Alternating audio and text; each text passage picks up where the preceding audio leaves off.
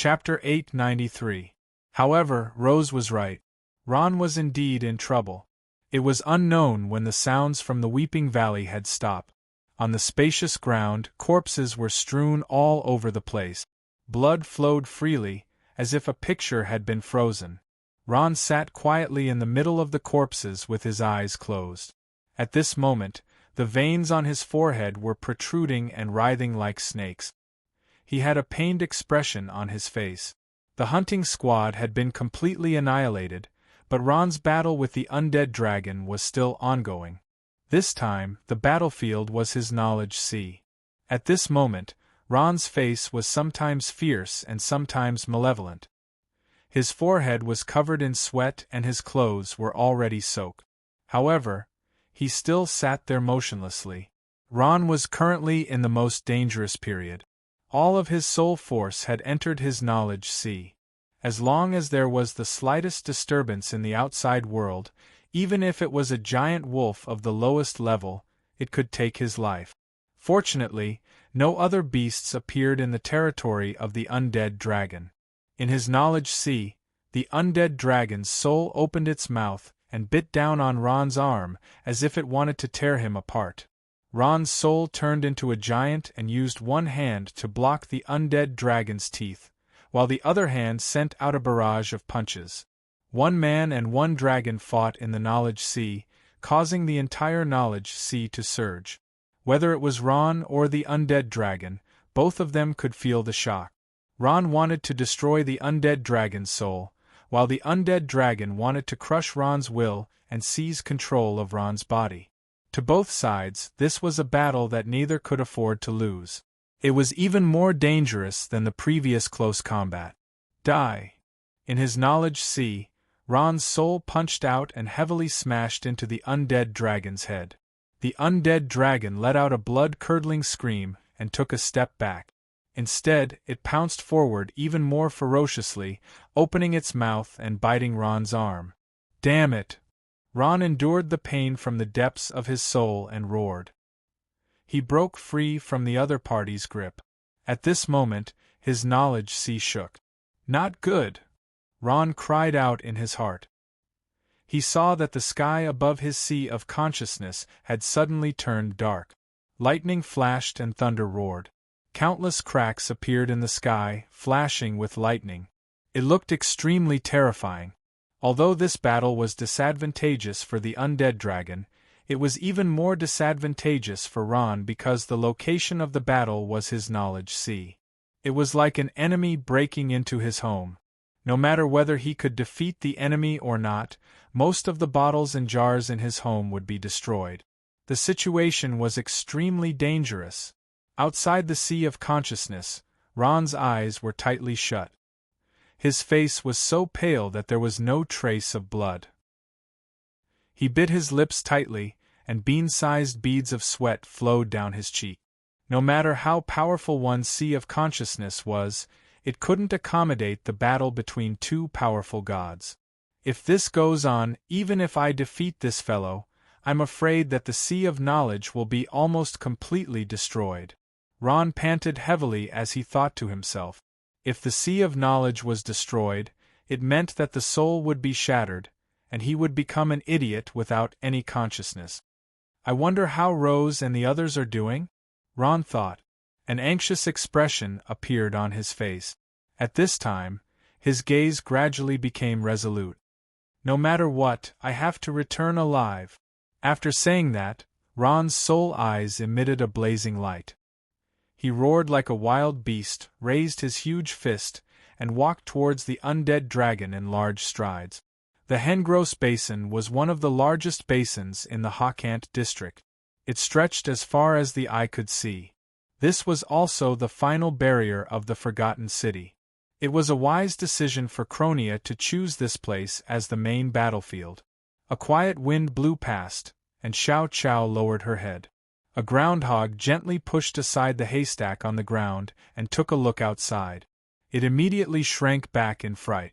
In the desolate Hengross Basin, an army had appeared out of nowhere. These soldiers were fully armed. They were dressed in black, and their bone-like white armor emitted a demonic luster under the sun. The blood-red flag fluttered in the wind, and the skull on the flag smiled sinisterly, as if it was the grim reaper from hell. The Spider Empress Rose was sitting on a huge chair made of bones. She wore a tight black robe that wrapped around her beautiful curves and set off her flawless face. She had one hand on her head and the other holding an exquisite pocket watch. She was playing with it as if she was waiting for something.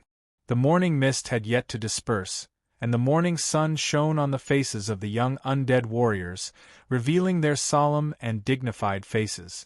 At this time, a small puddle beside Rose suddenly trembled, and a circular ripple quickly spread out. Rose noticed this. She frowned, and her beautiful eyes emitted a trace of light. She stared at the small puddle with an incomparably serious expression, as if there were endless mysteries there. At this time, the small puddle trembled again, and a trace of ripple quickly spread out. At the same time, Rose felt her heart tremble violently along with the rhythm of the small puddle. Roar! At this time, a loud roar pierced through the sky, breaking the tranquility of the morning. Dozens of black dots appeared on the horizon, and the black dots grew larger and larger. Dozens of enormous frost dragons flapped their wings, bringing with them a strong frost aura as they pounced. "It's coming! It's coming! What's that?" Frost dragon! A frost dragon flew over Rose's head, causing everyone to panic. It let out a low roar, then raised its huge head, opened its mouth, and spat out a cold dragon breath. Boom! The cold dragon breath spat out by the frost dragon accurately hit the undead army led by Rose, causing a large cloud of white smoke and a loud explosion. "Help! It's so cold, I can't move my body. Heal! I need to heal!" The undead soldiers were blown away. The cold dragon breath's frost effect even froze the surrounding undead soldiers, making them unable to move. The cold dragon breath continued to descend, causing casualties among the undead soldiers who were hit. "It's finally here." Rose closed the pocket watch and put it into the space ring. She stood up, and 8 strange spider legs slowly extended from her back. She coldly stared at the roaring frost dragons flying in the sky, smiled contemptuously, and slowly raised her left hand. "Ready, release." Following Rose's command, countless crypt spiders mixed in the army simultaneously spat out a large amount of spider silk into the sky, interweaving into a huge anti-air net. A frost dragon fell into the spider web. It felt as if the spider web stuck to its body had some kind of magical power. Not only did it restrict its movements, but it also constantly pulled its huge body downward. "Roar!" the frost dragon screamed. It kept struggling, trying to break free from the spiderweb's control. Unfortunately, its struggle was futile. Its huge body continued to fall, exposing itself to the scourge's attack range. Boom! Boom! Boom! Countless undead spells rose into the sky. Even without Rose's command, these undead soldiers who were holding their breaths would not let go of this opportunity to beat a drowning dog. The frost dragon that was bound by the spider web could not escape at all. It could only endure the attacks of tens of thousands of undead soldiers, leaving wounds on its huge body. Finally, the frost dragon could not hold on any longer. Its huge body continued to fall until it fell into the crowd. Hooray! Cheers erupted from the undead soldiers. They did the same thing, and another dozen or so frost dragons were pulled down, becoming the targets of their undead magic. The crypt spiders and the undead soldiers worked closely together, making it difficult for the frost dragons to gain any advantage. In the blink of an eye, more than half of the frost dragons were wiped out. "That's Spider Queen Rose?" On the slope of the basin, Adele, who was riding on a war horse of death, narrowed her eyes. She stared at the 8-legged Spider Queen in the crowd, her eyes seeming to burst into flames. Spider Queen Rose. She followed Hermes to war 100,000 years ago and was his #1 general. After Hermes was defeated, he retreated to the Spider Forest. His Majesty the Divine King sent her many invitations, but she was unmoved. Now she's actually relying on them? Sea Jelly said indignantly. What's so attractive about that Ron fellow? Even the Spider Queen, who's been in seclusion for 100,000 years, is willing to serve him? If it's really Spider Queen Rose, then we'll have to re-evaluate the strength of the rebel army. Adele silently stared at the battlefield and took a deep breath. She knew that Spider Queen Rose's loyalty was not to that unknown brat called Ron, but to the Lich King. Could it be that the legends are true? That Ron fellow is really the Lich King's successor? Even Adele, whose heart was as hard as a rock, couldn't help but waver as she muttered to herself. "Pa! What Lich King's successor? He's just a swindler. I've received news that Ron fellow isn't an undead, he's a human." Sea Jelly's eyes and ears were extremely sharp. When she heard Adele's muttering, she turned her head and stared fiercely at her. "Lady Adele, do you believe that the Lich King would pass his inheritance to a human? Or—" At this point, Sea Jelly paused for a moment and her face sank. She said with a smile that wasn't a smile, "You plan to betray His Majesty the Divine King?" "I definitely won't betray His Majesty the Divine King." Faced with the aggressive Sea Jelly, Adele couldn't help but lose her imposing manner. She knew that behind Sea Jelly was His Majesty the Divine King of Calamity. "It's good that you won't." Sea Jelly faintly smiled, a satisfied expression on her face. She turned her head and proudly said, "Now? The war has already begun. Lady Adele, you know what to do." Adele nodded and made a gesture behind her. "Woo, woo, woo." At this moment, the low sound of a bugle horn rang out and instantly spread throughout the entire battlefield. Attack! Chapter 894. Kill, kill, kill. An army of nearly 1,000,000 charged forward, causing the earth to tremble. The Battle of Hung Ross had officially begun. In this relatively small Hung Ross basin, millions of undead from both sides began an earth-shattering slaughter. A white cloud blocked the morning sun, hiding even the sun, as if it didn't dare to watch this bitter civil war between the undead. Loltha's undead army was already prepared for battle. They were waiting at ease for the exhausted. Under the command of their commander, they also charged towards the other side. Countless banners fluttered as both sides displayed the blood-red skull battle flag of the Calamity Army from 100,000 years ago. However, the blood-red skull battle flag on Adele's side was a little different. There was a golden crown on top of the terrifying skull. Compared to the blood-red skull battle flag from 100,000 years ago, it had a hint of nobility. The Hung Ross Basin was surrounded by mountains on all sides. The middle was low, while the four sides were high. This terrain made it impossible for Adele's undead army to launch an all-out attack, making up for the lack of numbers on Ron's side. This was also one of the main reasons why Cronia had chosen the Hung Ross Basin as the main battlefield. This was a battle of brute force. There was no room for negotiation between the two sides. The iron hooves of the undead warhorses trampled the earth. Loltha's undead army and death knights were in the lead, followed by the cave spiders, skeletons, and ghouls. Then came the zombies and abominations. The few meat grinders and stone statues were at the rear of the battle formation, providing the army with long-range attacks and healing. Adele was clear in her heart that in front of the sea of cave spiders, the powerful frost dragon would not be able to gain any advantage. Since this was the case, they could only launch a ground attack. Adele was confident that with the advantage of several times their numbers, the other side would definitely be defeated. However, Adele was wrong. Boom, both sides fiercely collided with each other, causing an earth-shattering sound. Under the powerful impact, the soldiers from both sides were sent flying into the air. Before they could even take a breath, the other side had already fiercely charged over with weapons. Adele, who was charging at the front, was quickly surrounded. Killing intent flashed in Adele's hands. She raised the longsword in her hand high, emitting a green light.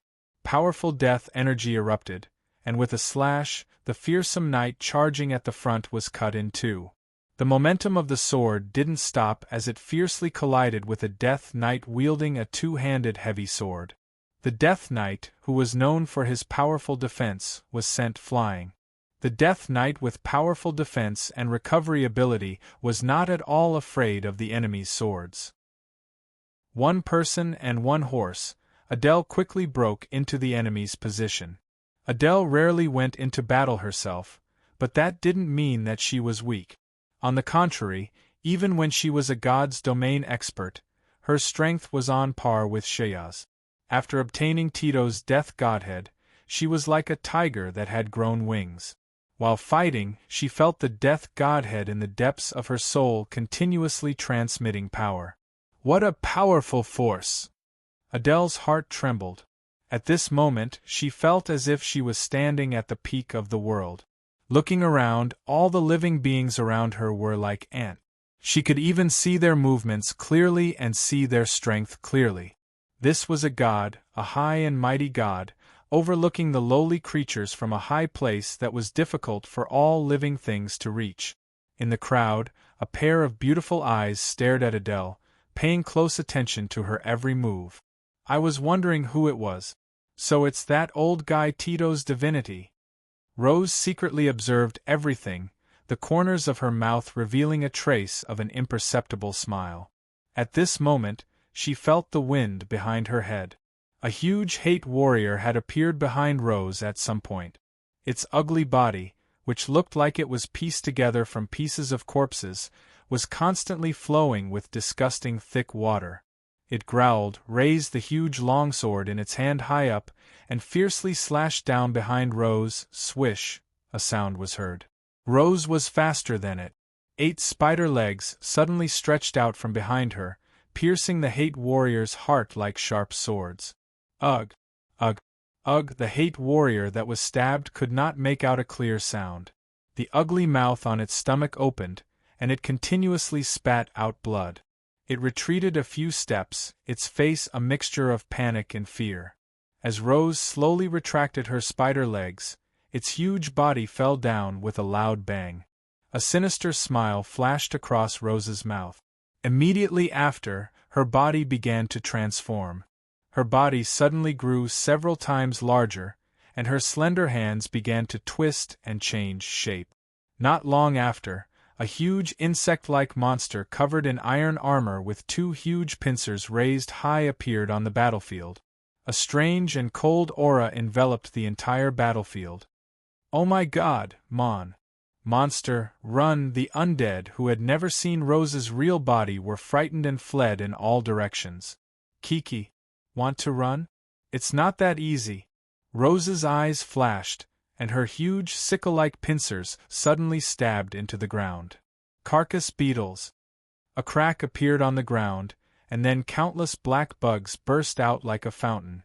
These bugs were the size of a small dog, and had a hard carapace all over their bodies. Like cockroaches, they supported themselves on the ground with their 6 claws.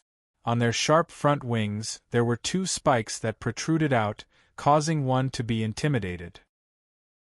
These carcass beetles were not strong individually, but there were many of them, and they were not afraid of death. They flapped the white translucent wings on their backs, and opened their mouths to bite the undead that were dozens of times stronger than them. The hard front wings crushed the bones, and there were cracking sounds. Asterisk crack. Crack, asterisk screams came from the front. Oh my God! What is this?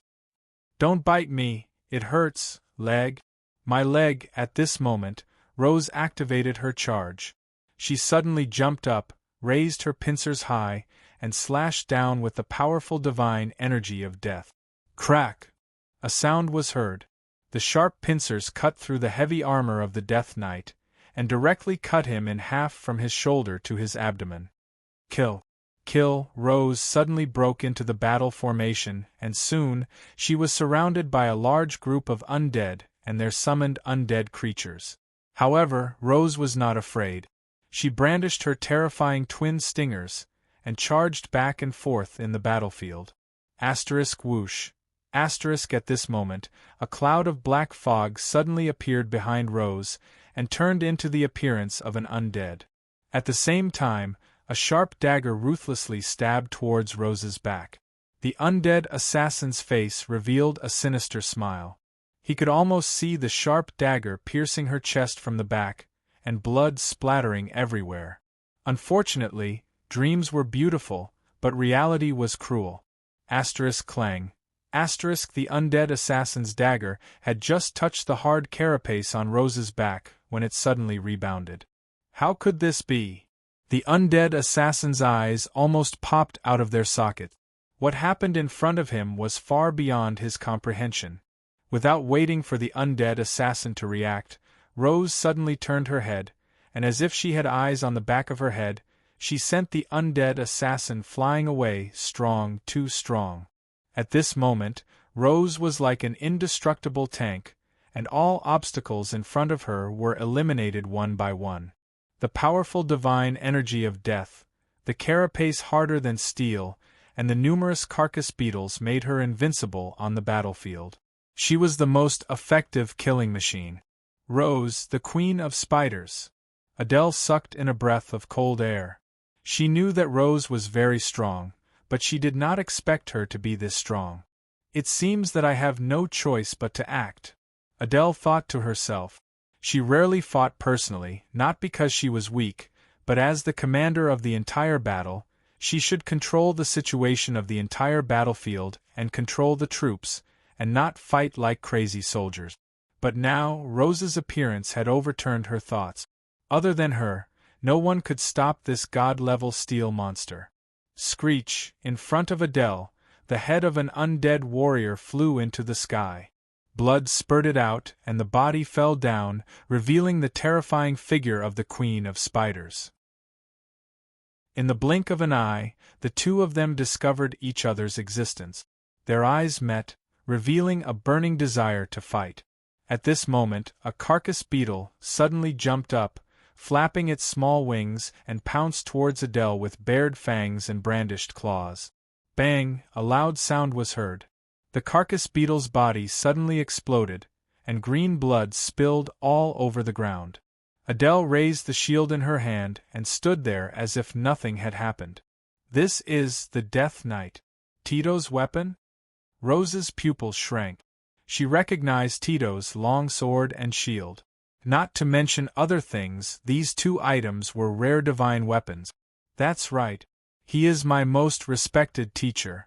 Adele did not deny it and nodded indifferently. Rose was stunned. In her mind, the scene of the two of them fighting side by side under the Lich King, Hermes, 100,000 years ago appeared. Unfortunately, those days were gone forever. He passed on the godhood to you, right? Rose stared at Adele, as if trying to find an answer from her. Without the godhood, Tito would not be able to live for long.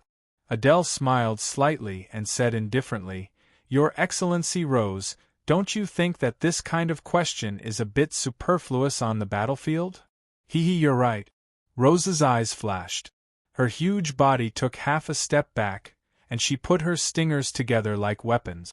Her body leaned forward slightly. This was the prelude to an attack. "Then let me see how much of that old guy's power you've inherited." Adele's heart trembled. She immediately placed her longsword in front of her chest and hung her shield on her left side. On the chaotic battlefield, the sounds of killing and screams were endless. In the sky, the roars of the Frost Dragon and the Abyss Bone Dragon could be heard from time to time. Chapter 895. Banners fluttered in the wind, and battle cries shook the sky. At this moment, the Hing Ross Basin had become a terrifying slaughterhouse.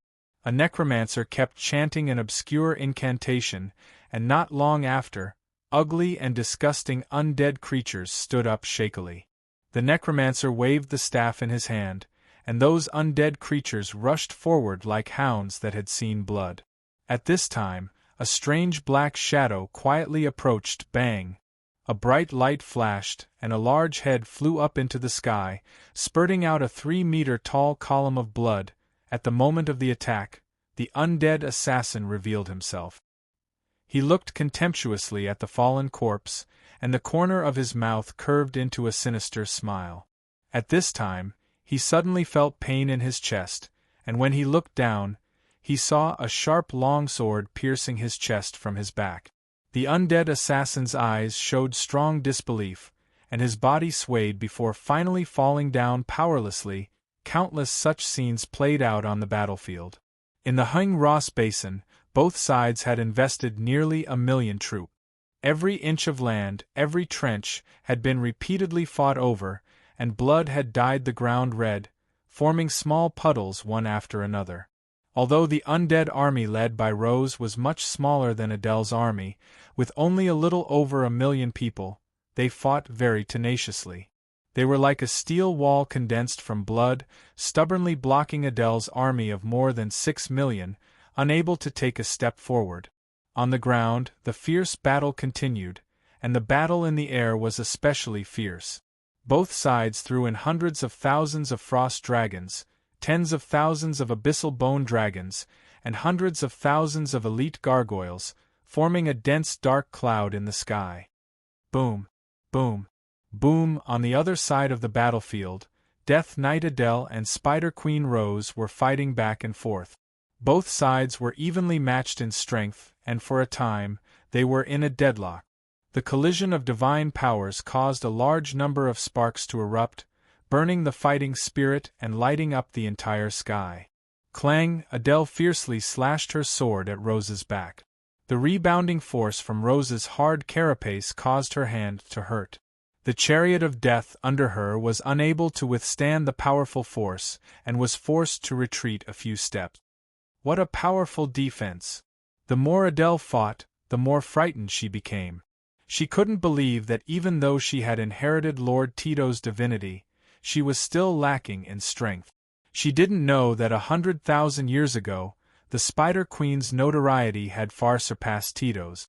Although Rose's hard carapace had blocked Adele's longsword, Adele's powerful strength had still caused her great pain. She let out a low growl and slashed at Adele. The distance was too close for Adele to dodge. She had no choice but to roll on the ground and dodge Rose's heavy attack that contained the divine energy of death. Boom! Rose's hands, which had transformed into a pair of stingers, smashed into the ground with a loud bang. Adele only felt the ground tremble as a pale green radiance spread out.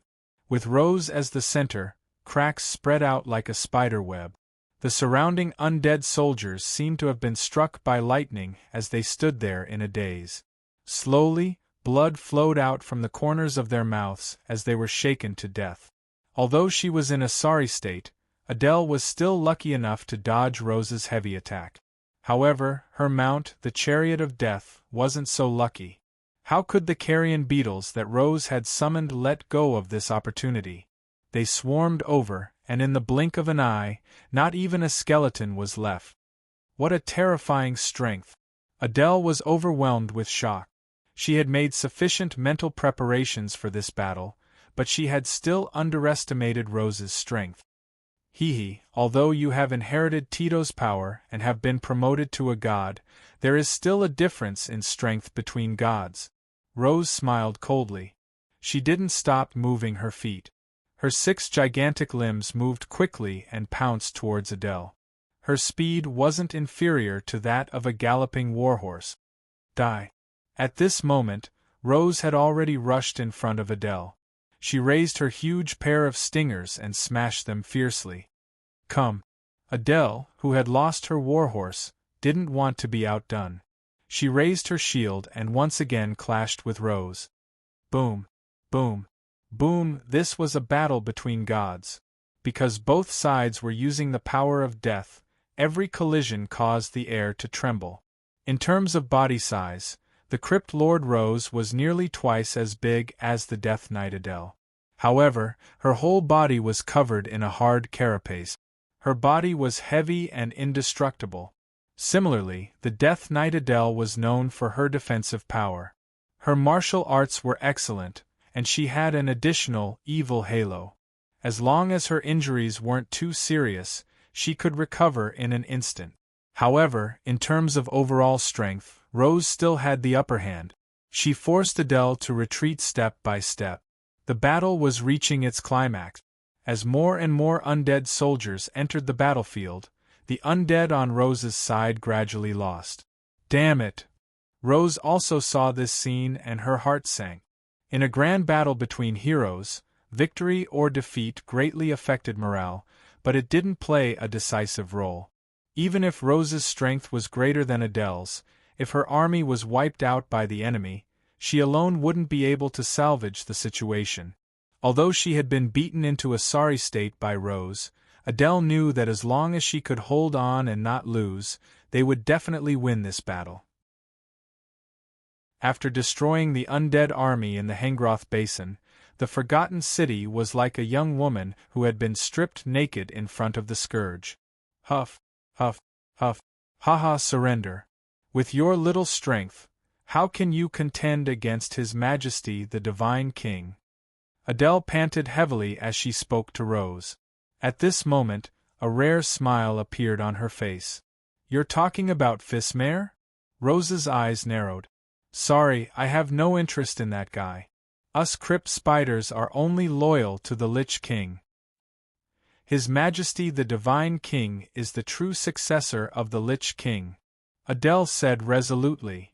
Unfortunately, I've never admitted this, even after 100,000 years.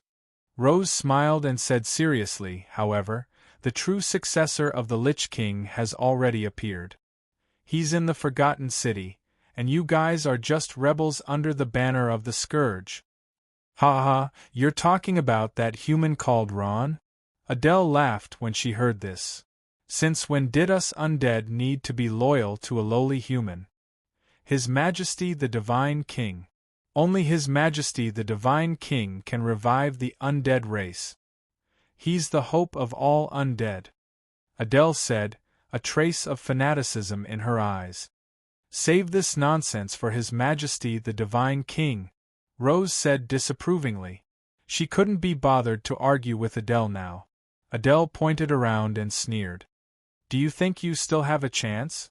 Relying on their advantage in numbers, Adele's army began to divide and encircle Rose's army. The balance of the battle gradually tilted towards Adele's side. Even so, I'll kill you first. Rose's eyes flashed with killing intent as she pounced towards Adele. Very good, come. Chapter 896. The Battle of Talas had reached its climax. Shouts shook the heavens and earth, and in the boundless Talas Basin, millions of soldiers fought like ants. All sorts of undead magic was used on the battlefield, and skeletons, ghouls, terror knights, abominations, and other undead creatures crisscrossed. Because both sides were undead, it was difficult to tell who was who. Everyone's eyes were red with killing intent, and in the sky, injured gargoyles, abyssal bone dragons, and other undead creatures fell to the ground like meteors. The battle was as fierce as ever. However, at this moment, no one noticed that two unrelated figures had quietly appeared on the battlefield. They were a man and a woman, one tall and one short. They stood on the edge of a small mountain in the northwest of the basin, quietly overlooking the battlefield. The tall one was a male angel with golden hair. He was wearing a bright silver armor, and his deep-set eyes revealed a pair of blue eyes. Behind him, a pair of golden wings gently flapped, and he had a cold expression on his face. He was Hardadef, and after leaving the Forgotten City with the shame of being an angel, he had secretly returned here. Standing beside Hardadef was a young female angel. She was wearing a pure white female robe, and her collar and cuffs were embroidered with golden patterns. Her long golden hair was gently pulled up before falling down like a waterfall to her waist. She had an extremely perfect face without any blemishes, and under her long eyelashes, her beautiful sapphire-like eyes flickered with the light of wisdom. Like Hardadef, the wings on this female angel's back were also golden. They were quietly folded behind her, and she gave off an awe-inspiring and noble aura. As Hardadef watched the battle in front of him, he gradually clenched his fists, causing them to make cracking sounds. He gritted his teeth, his body trembling, and his eyes looked as if they were about to spit out flames. Humiliation, a deep humiliation. When Hardedef returned to the battlefield, his heart was filled with shame and helplessness. Although the battle between the undead in front of him was fierce, it was far inferior to that of the angels. Hardedef could not imagine that the angel army he led would be defeated by these inferior undead, becoming the laughingstock of the entire main plane of order. The female angel next to Hardedef glanced at him and smiled before quickly looking away as she softly said, "Hardedef, you still haven't let it go?" This female angel's appearance was extremely beautiful, and even her voice was as pleasant as the sounds of nature. "Lady Emily." John took a step back and knelt down, saying with his blood-red eyes, "Lady Emily, please give me another chance. This time, I will definitely lead the angel army to flatten the forgotten city." This extremely beautiful female angel was none other than head angel Emily of the Legion of Holy Angels. The Legion of Holy Angels under her command was second only to the Legion of Holy Angels in the Order Plane. John was only the deputy commander of the Holy Light Angel Army. If he wanted to mobilize the Angel Army, he needed Emily's permission. Emily sighed and looked at Johann. "Johann, did you think we came here for the Forgotten City?" John was stunned.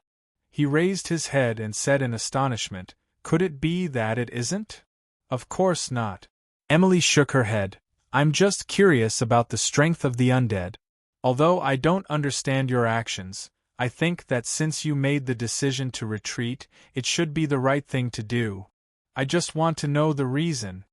The corner of John's mouth twitched. He stood up and harumphed coldly, "They're just too lucky. Don't forget, the Forgotten City has always been in the hands of the orcs. Before this, we already fought a battle with the Frostwolf Legion. But don't forget, luck is also a part of strength." Before John could finish speaking, Emily rudely interrupted him. "The outcome of a battle doesn't mean anything, John. Why can't you see past it?"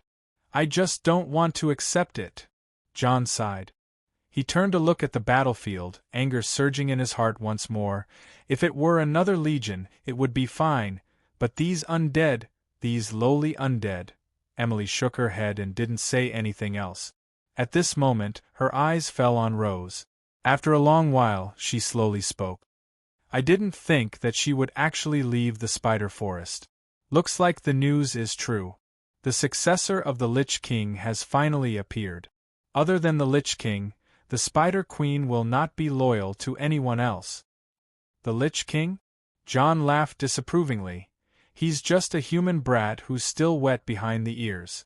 The Lich King of the Scourge Legion is actually a human. Haha. This is the biggest joke in the world. To think that these undead would believe it. To be able to be chosen by Hermes, there must be something special about him, even if he's a human." Emily laughed. "You fought him before, and you didn't have the upper hand either, did you?" "Humph. Who knows where he picked up the scourge staff?" John said unhappily, but the uneasiness in his eyes exposed his thoughts. Emily smiled but didn't say anything. To be able to obtain the inheritance of the Lich King and the loyalty of the Spider Queen as a human, how could that human called Ron be so simple? Emily glanced at the Death Knight that was fighting with Rose, but she didn't recognize her. She couldn't help but be stunned and frowned. "Strange, who is this person? Why don't I have any information on her? It's not Tito?" Because of the distance, John had to open his eyes wide to see the other person's face clearly. He immediately became nervous. A female Death Knight. What the hell? An undead actually became a god. How is this possible? In the main plane, it was no secret how many deities each force had. However, the sudden addition of a deity was no small matter. It was extremely difficult for a deity's domain powerhouse to become a deity. There might not even be a single deity in 10,000 years. Going from god-level fighter to god was a qualitative leap, and with the altar of heroes, one could even live forever. According to the information that Emily had, in the entire main plane of the undead, there were only 4 god-level fighters. The Scourge Emperor Fismai, the Dreadlord Saruman, the Death Knight Tito, and the Spider Queen Rose, who lived in seclusion in the Spider Forest. Even if Ron appeared out of nowhere, there were only 5 gods, which was relatively small in the main plane, and this was also why the undead were the weakest. Just the Legion of Holy Angels alone, including herself, had 8 god-level fighters. 100,000 years ago, when the Legion of Holy Angels was at its peak, there were more than 30 god-level angels, but unfortunately, most of them fell in the first battle of the main plane. No. This guy's power is a little familiar. Wait, let me think. As Emily spoke, she closed her eyes and concentrated on thinking. After a while, she opened her eyes. I understand, she's using Tito's power, no wonder it's so familiar. Emily smiled. Tito must have inherited his divinity to her, and forcibly created a god. But this way, Tito must have fallen. Without his divinity, he can't have the altar of heroes, and if he dies, he's really dead. That guy inherited Tito's divinity, but didn't completely inherit his power. Looks like the Spider Queen's side will win. Seeing Adele being beaten back by Rose, John revealed a mocking smile. To him, the undead on both sides were enemies, and it was best for them to kill each other. But this battle is going to be lost. With the great disparity in numbers, the undead on Fismai's side had completely suppressed the other side, and victory was only a matter of time. Even if Rose killed that god, it wouldn't change the outcome of defeat. Chapter 897. Bang, a loud sound was heard. Adele's body flew into the air, and fell to the ground, spitting out a mouthful of blood. Quick! Protect the lady! Seeing that Adele was in a disadvantageous situation, her subordinates pounced on the terrifying monster without regard for their own safety. You don't know the difference between life and death. Do you think you can interfere in a battle between gods? The Spider Empress Lolth sneered. With a wave of her stingers, an abomination was sliced in half and exploded like a ball of meat. Blood and intestines flowed all over the ground. She then turned around and rammed into a Death Knight, sending it flying. At this moment, Spider Queen Lolth was like an invincible god, clearing away the undead blocking her way. In just a moment she had killed dozens of people. Whether it was the thick-skinned abominations or the Death Knights known for their defense, they were no match for her. As for the low-level skeletons, Lolth didn't even look at them and directly ran over them. Protect the lady! Protect the lady! An undead warrior desperately pounced on the back of Rose's carapace and pulled with all his might. When the other undead saw this, they all pounced on Rose. Some pulled, some hit, and some tried their best to stop Rose from moving forward. One of the undead assassins took out a poisoned dagger out of nowhere and ruthlessly stabbed it through a gap in Rose's carapace. Lolth screamed in pain. What she hated the most in her life was people climbing on her back. Die. All of you die. Lolth was so angry that she almost went berserk. She slammed her stingers on the ground, and a powerful divine power of death shot up into the sky. Bang, bang, bang, in an instant countless spikes extended from Lolth's back and ruthlessly pierced into the bodies of the undead. Cluck, cluck, cluck! Seeing this terrifying scene, Adele felt her body freeze. Her eyes were wide open, and her face was full of fear. She could clearly hear the sound of her teeth chattering. What a terrifying monster this was! Even if she had inherited Teacher Tito's divinity, she still wasn't a match for this monster. Lolth quickly dealt with the undead blocking her way. She dashed in front of Adele, raised her huge stingers, and ruthlessly cut them. Die! Adele closed her eyes in despair. At this moment she felt a warm current from the depths of her soul quickly flowing through her entire body. In an instant, all of Adele's injuries were healed. This is the power of a mentor. Adele was both surprised and delighted. At this critical juncture, Tito's godhead burst out with a cyan radiance, instantly merging with Adele's power. At this moment, she opened her eyes, just in time to see a black shadow bearing down on her with a monstrous momentum. The shadow of death immediately shrouded her heart. Ha! Adele grabbed something next to her. She didn't know what it was, but she swung it fiercely. Ah! An earth-shattering scream was heard. A sword light flashed and Rose's right arm was cut into two. Blood spurted out from her severed arm. Rose took a few steps back, her face filled with disbelief. Thump, thump, thump, impossible, impossible. At this moment of life and death, Adele felt that Tito's godhead had completely fused with her own power. In other words, she had completely inherited Tito's godhead. It's the mentor saved me. Adele stood up abruptly, feeling the powerful energy gushing out from the depths of her soul. For a moment, her courage increased 100-fold. She gritted her teeth and walked towards Rose in large strides. What are you doing? Rose's face was filled with shock and anger. Even if Adele had fused with Tito's godhead, Rose could still fight. However, she was too careless and allowed Adele to succeed. At this moment, she was seriously injured and her power was plummeting. Adele didn't say a word. The long sword in her hand drew a streak of light. Ah! Another scream was heard. One of Rose's forelimbs was cut off. Her heavy body fell heavily to the ground. Her body slowly reverted to its original form, a beautiful woman with a severed right arm. Spider Empress, to think that you would have such a day. Adele grinned maliciously and raised her sword. You want to kill me? Rose quickly calmed down and smiled. Unfortunately, you can't kill me. I'm a god, I can revive.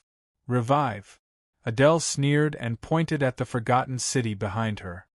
If I destroy your dark altar, what will happen?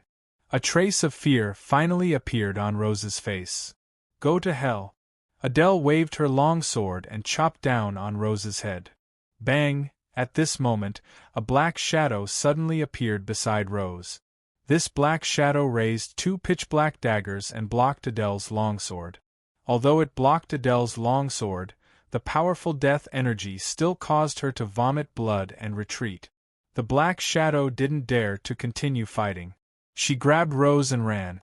Damn it, where do you think you're going? Adele flew into a rage out of humiliation. No one would have thought that an undead assassin with only the strength of a god would be able to save her enemy right under her nose. She immediately chased after her. It's you. Rose was stupefied. She saw a pale face under the shabby hood. It was Cronia. A trace of blood slowly flowed down from the corner of her mouth. Thank you. Rose didn't know if it was because of the defeat just now, but her heart was slightly moved. She, who had always been arrogant, actually gave a rare thing. Cronia stared blankly at first, then she didn't know whether to laugh or cry. Lady Rose, let's talk about this later. We still haven't escaped. Rose turned around and saw that Adele had snatched a death charger from somewhere and was chasing after her.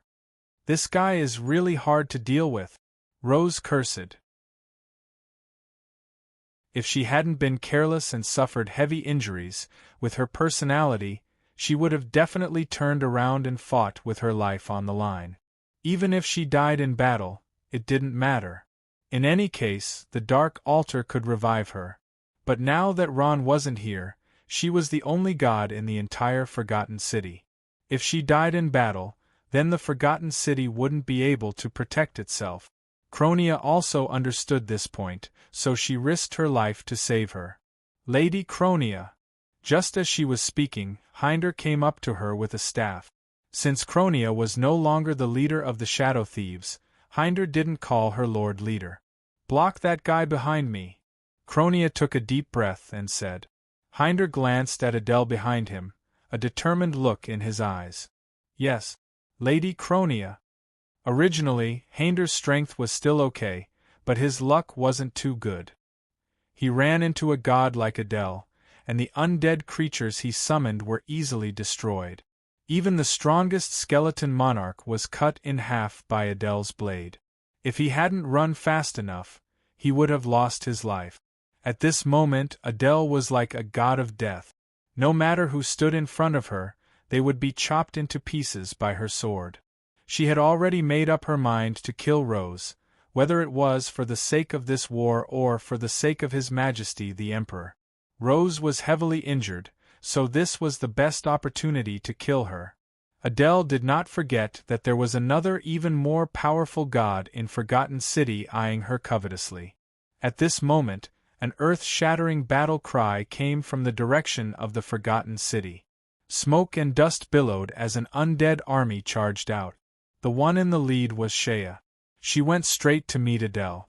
Another one? Adele frowned as she looked at Shea in front of her. She wasn't afraid of this Death Knight who only had the strength of a god's domain. Shea also went to meet her without any misgivings. Boom! The swords of the two sides fiercely collided with each other, causing a huge explosion. Powerful death energy burst out in all directions. Shea finally succeeded in stopping Adele, this killing god, and also took a step back. A human? Shea was fine, but Adele was shocked. Although the opponent's strength couldn't compare to hers, she was very powerful. She was even more powerful than she was before she inherited Tito's divinity. Shea's goal was to delay Adele and save Rose. Although she was much stronger than Hinder, it was still impossible for her to stop a god. Soon, she was beaten back again and again, adding a few more wounds to her body. Adele raised her eyebrows. Suddenly, she saw a flash of light in front of her. It turned out that a sword had fiercely chopped down from the sky. She hurriedly tilted her head and blocked the sneak attack of the sword. When she saw the person who had launched the sneak attack, she couldn't help but be stunned. An angel! What appeared in front of Adele was an angel with two wings on her back. However, unlike the angels she had seen before, this angel's wings were black, and her eyes were also black. It looked very strange. The fallen angel Alice had also appeared on the battlefield at this moment. Together with Shea, they blocked Adele's path. "Isn't this Alice?" John, who was far away on the hillside, recognized his beloved subordinate at a glance. A trace of astonishment flashed through his eyes. She actually became a fallen angel? Legend has it that when the heart of an angel is infected by evil energy, they will become a fallen angel. From there, they will obtain even more powerful and brutal power. Emily seemed to be used to it. Although it's a pity, Alice isn't the first, and she won't be the last. John nodded. To a high and mighty god like him, an angel with only the strength of the divine realm was not worth mentioning. He turned his gaze to the battlefield. Strange? Why hasn't the hero of the Forgotten City come out yet? Emily frowned. She looked at John with an expression of disbelief. Shea and Alice together were not Adele's match, but they succeeded in blocking Adele's path. Seeing Alice run further and further away, Adele's face became gloomy. At this moment, a bugle horn sounded. This was the signal to retreat. "Let's go." Shea made a gesture to Alice and said in a low voice. Alice nodded, and with a flap of her wings, she flew into the air. After hearing the long bugle horn sound, the undead of the Forgotten City began to retreat, while the undead of the other side took the opportunity to charge forward. The entire battlefield was in chaos. Adele was about to give the order to pursue, but she suddenly thought of something. Her heart trembled, and she immediately ordered the scourge to stop. As soon as the order was issued, Scarlet rushed over in a flustered and exasperated manner. She asked, "Why did you stop chasing?" Adele glanced at Scarlet, and a trace of disgust flashed in her eyes. "There's no reason. Military Governor, this is my duty. You have no right to ask." "No right to ask?" Scarlet sneered. "That's right, I can't interfere with your duty. But now is a great opportunity to destroy the enemy, and you let it go so easily. Haha, could it be that Lady Adele has other plans?" Scarlet narrowed her eyes, staring at Adele like a poisonous snake. Adele frowned. The reason she gave the order to stop chasing was because she was afraid of another person. In the Forgotten City, Rose was not the only god. Since they had won the Battle of Talas, they should stop while they were ahead. Fighting steadily and surely was her character. To destroy the rebels of the Forgotten City was not something that could be done in a day or two. Adele did not want to explain, especially in front of Scarlet. She rolled her eyes. Think whatever you want. Good. Good. Scarlet's eyes seemed to burst into flames. She knew that she could not do anything to Adele, so she could only fiercely stomp her feet. Just you wait. After saying that, she left in a huff.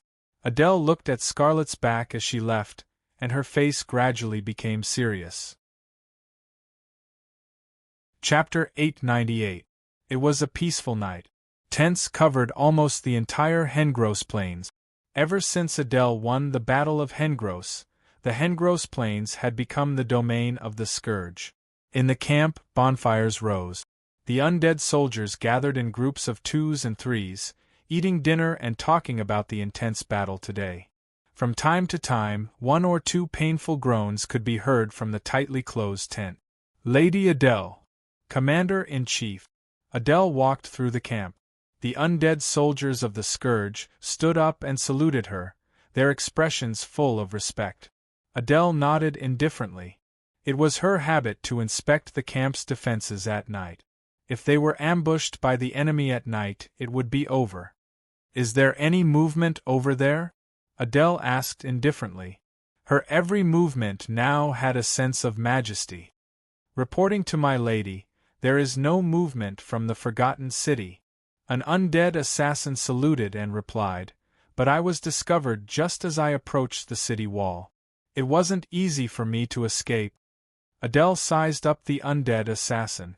Seeing the wounds on his body that had just healed, she nodded and said, "You may leave." "Yes, Lady Adele." The undead assassin saluted and turned to leave. Adele looked in the direction of the Forgotten City, her face revealing a thoughtful expression. It shouldn't be? Why hasn't that Ron appeared yet? Recalling that Ron called himself the Lich King, Adele's heart was filled with unwillingness and fear. But then she gritted her teeth and secretly made up her mind. Regardless of whether he was the Lich King or not, she must kill that guy. At this time, an undead woman walked to Adele's side and said expressionlessly, "Commander-in-Chief, Miss C. Jelly invites you over." C. Jelly? The person who came was C. Jelly's maid, but Adele didn't have a good impression of C. Jelly. She shook her head and said, "Go back and tell the military governor that I'm patrolling the camp and have no time." Seeing that Adele refused, the maid's expression didn't change. "Miss C. Jelly said that it wasn't her idea to invite you over, but His Majesty the Divine King wants to see me?" When Adele heard the maid's words, she was shocked. She muttered to herself, "Lead the way." The maid brought Adele to a huge luxurious tent, lifted the curtain, and made an inviting gesture. Adele walked in with her head held high. This was Scarlet's temporary tent. The furnishings in the tent were somewhat simple. There was a bed and a table. Scarlet was originally sitting on the ground, but when she saw Adele walk in, she stood up and looked at her with a smile that was not a smile. "His Majesty is here. Explain it to him personally." "His Majesty is here?" Adele frowned. She didn't understand what Scarlet meant. His Majesty the Divine Emperor was far away in Ice Crown Castle, so why would he come to the battlefield? However, Scarlet didn't explain to her. Instead, she turned around and went out. Purring! Just then, a cloud of black mist suddenly rose from the table. Adele then saw that there was a simple magic array carved on the table. The black fog grew thicker and thicker, gradually transforming into the shape of a person. "Your Majesty!" When Adele saw this, she immediately knelt down and saluted. It was not the godly Emperor Calamity who had come. It was only the godly Emperor's clone. "Rise!" The godly Emperor Fismare wore a light green robe and appeared in front of Adele in the form of a shadow. He looked Adele up and down and said indifferently, Adele, why did you stop attacking? I think you have to give me an explanation. When Adele heard this, she understood. It turned out that Scarlet had already reported the entire matter to the godly emperor. She could imagine how Scarlet had exaggerated all of this in front of the godly emperor. When Adele heard His Majesty's question, there was a trace of dissatisfaction in his voice. It's like this, Your Majesty. Adele stood up and explained the ins and outs of the matter to the godly Emperor Calamity. The reason she had stopped attacking was first because she didn't know the details of the other side. Second, the army needed to rest after a series of fierce battles. Third, she had fought a battle with the Spider Empress Lolth. Although she had been lucky enough to win, she had consumed a lot of energy, so after winning the Battle of Talas, she had stopped the pursuit. Adele was good at summarizing things. Even the godly emperor couldn't find any mistakes in her explanation. The godly Emperor Calamity was an extremely suspicious person. No matter how clear Adele's explanation was, he couldn't let it go. Ron's appearance had thrown him into confusion. For the past 100,000 years, Fismer had always considered himself the successor of Hermes. Although he lacked the Calamity staff as a token, no matter if it was Saruman, Tito, or Lolth, no one was more qualified than him to inherit this position. Except for this Ron who had appeared out of nowhere and held the Calamity staff. This was something Fismer absolutely couldn't tolerate. In Fismer's eyes, this new Ron was even more dangerous than Saruman, who had fought for 100,000 years. He had recklessly attacked the Forgotten City, but he hadn't thought that this great mission would be rejected by Tito. The reason was that he wouldn't make a move against the Lich King. This made the godly Emperor Fismer even more furious. Even though Hermes had been dead for 100,000 years, he still had an extremely high prestige among the undead. Fismer muttered to himself, "No matter what, the army must move quickly. I didn't give you so many troops just to enjoy the scenery in Hakant." "Yes, Your Majesty." Adele could only bite the bullet and reply. As the highest commander of the Calamity Army, she was somewhat dissatisfied with the godly emperor's interference. Fismer nodded indifferently. He glanced at Adele. "That's right, when you were fighting today, did you see that human called Ron? How strong is he? Is he holding the Calamity staff?" Adele was startled. After hesitating for a moment, she shook her head. "I'm sorry, Your Majesty. I didn't see that human, and I don't know what the Calamity staff is." The Calamity staff is a unique divine weapon. It has 4 large skulls, and below each skull is a string of smaller skulls. During battle, these skulls will turn and make strange sounds. Fismer described the Calamity staff to Adele in detail. At this moment, a trace of fanaticism appeared in his eyes. "Adele, if you see it, you must bring it back for me." "Yes, Your Majesty." Fismer nodded in satisfaction. "Adele, originally the commander of this battle should have been Tito, but he recommended you to me. Therefore, I hope that you can fight this battle well. When you return victorious after conquering the Forgotten City, I will give you the highest honor on the throne of the Iceground Castle." Adele's heart was filled with excitement. She immediately knelt down on one knee. "Yes, Adele will definitely not disappoint Your Majesty." Fismer encouraged Adele a few more times before turning into a cloud of black mist and disappearing. The Forgotten City was brightly lit throughout the night. Squads of undead soldiers walked through the street. The streets were under curfew, and all the undead were tense, ready for any sudden battle. In the Hall of the Undead, Rose, Shea, Cronia, and the others were silent. The millions of undead soldiers stationed in the Hengroth Basin were like a huge rock that weighed heavily on everyone's hearts. "Is there still no news from Ron?" Rose opened her eyes and asked. She waved her hand and dismissed the undead witch doctor who had been treating her. "No," Cronia said. "If he comes back, he definitely won't stand by and watch today's situation without doing anything. It's my fault." Rose's face was full of regret. "If I had told him the name of that divine beast, perhaps he wouldn't forget it." Seeing Rose fight so hard today, Shea's prejudice towards Rose vanished. She sighed. There are many things that can't be predicted. You don't have to take it to heart. Although the undead main plane was huge, there were as many mutated beasts as there were hairs on a cow. In order to expand their living space, it was necessary to eliminate those powerful mutated beasts. Ron and that undead dragon would have a battle sooner or later. Thank you. Rose glanced at Shea, a trace of gratitude in her eyes. Although her hand had already healed, she still looked a little dispirited. Her strength had yet to recover. Cronia looked at the two of them and sighed in relief. What's in front of us now? What should we do next? What else can we do?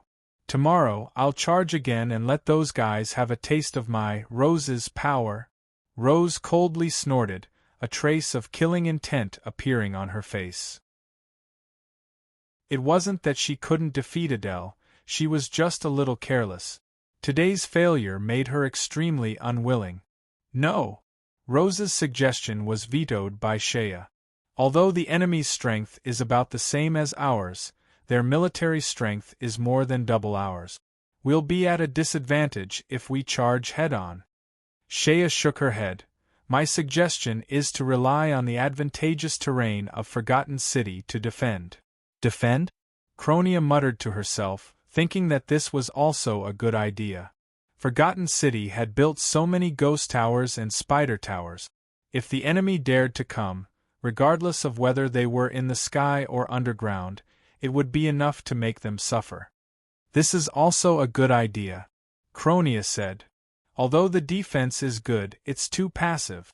Rose frowned. Don't forget, Forgotten City is our main city. Even if we can resist the enemy's attack, the buildings and residents in the city will inevitably suffer losses. Of course I know that. Cronia sighed, but now there's really no other way. The enemy is just too strong. It's an army of 6 million. Even if they fill it with people, they'll probably fill it up. With Phizmai's personality, it's not strange for him to do this. Rose stroked her chin, a thoughtful expression on her face. It seems that the appearance of Ron and the Calamity God's staff has made him unable to sit still. Now, we can only defend Forgotten City to the death and wait for Ron to return. Shea sighed. She hesitated for a moment, moved her mouth and finally said, If there's really no other way, then we can only give up on Forgotten City. Give up on Forgotten City? Chapter 899. Stars dotted the sky as the curtain of night enveloped the earth. The temperature had dropped to freezing point, and a layer of frost had formed on the grass. Lady Emily, should we continue watching? Johann asked softly as he walked to Emily's side on a small hill, facing the bone-piercing cold wind. That's right. Emily opened her eyes. She was currently sitting on a rock on the hill. From here, she could see the camp below Adele's army. Johann frowned. For the two of them, important figures of the Holy Light Angel Corps, it was not a wise decision to put aside what they were doing to watch the battle between the undead. Lady Emily, you seem to be very interested in that fellow called Ron? Johann asked after thinking for a while. Emily sighed slightly and nodded. Yes, to be precise, I'm a bit worried. Worried?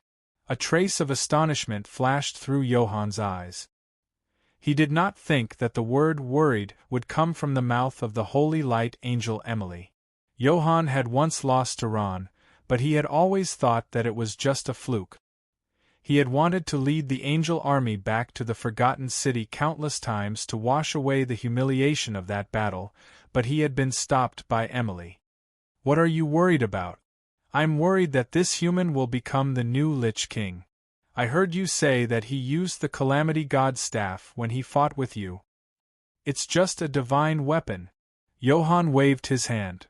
Perhaps his strength has increased by a certain degree through the divine weapon, but that's not a big deal. No, the Calamity God's staff is not just a divine weapon. Emily shook her head and said, The Calamity God's staff is the symbol of the Calamity Army.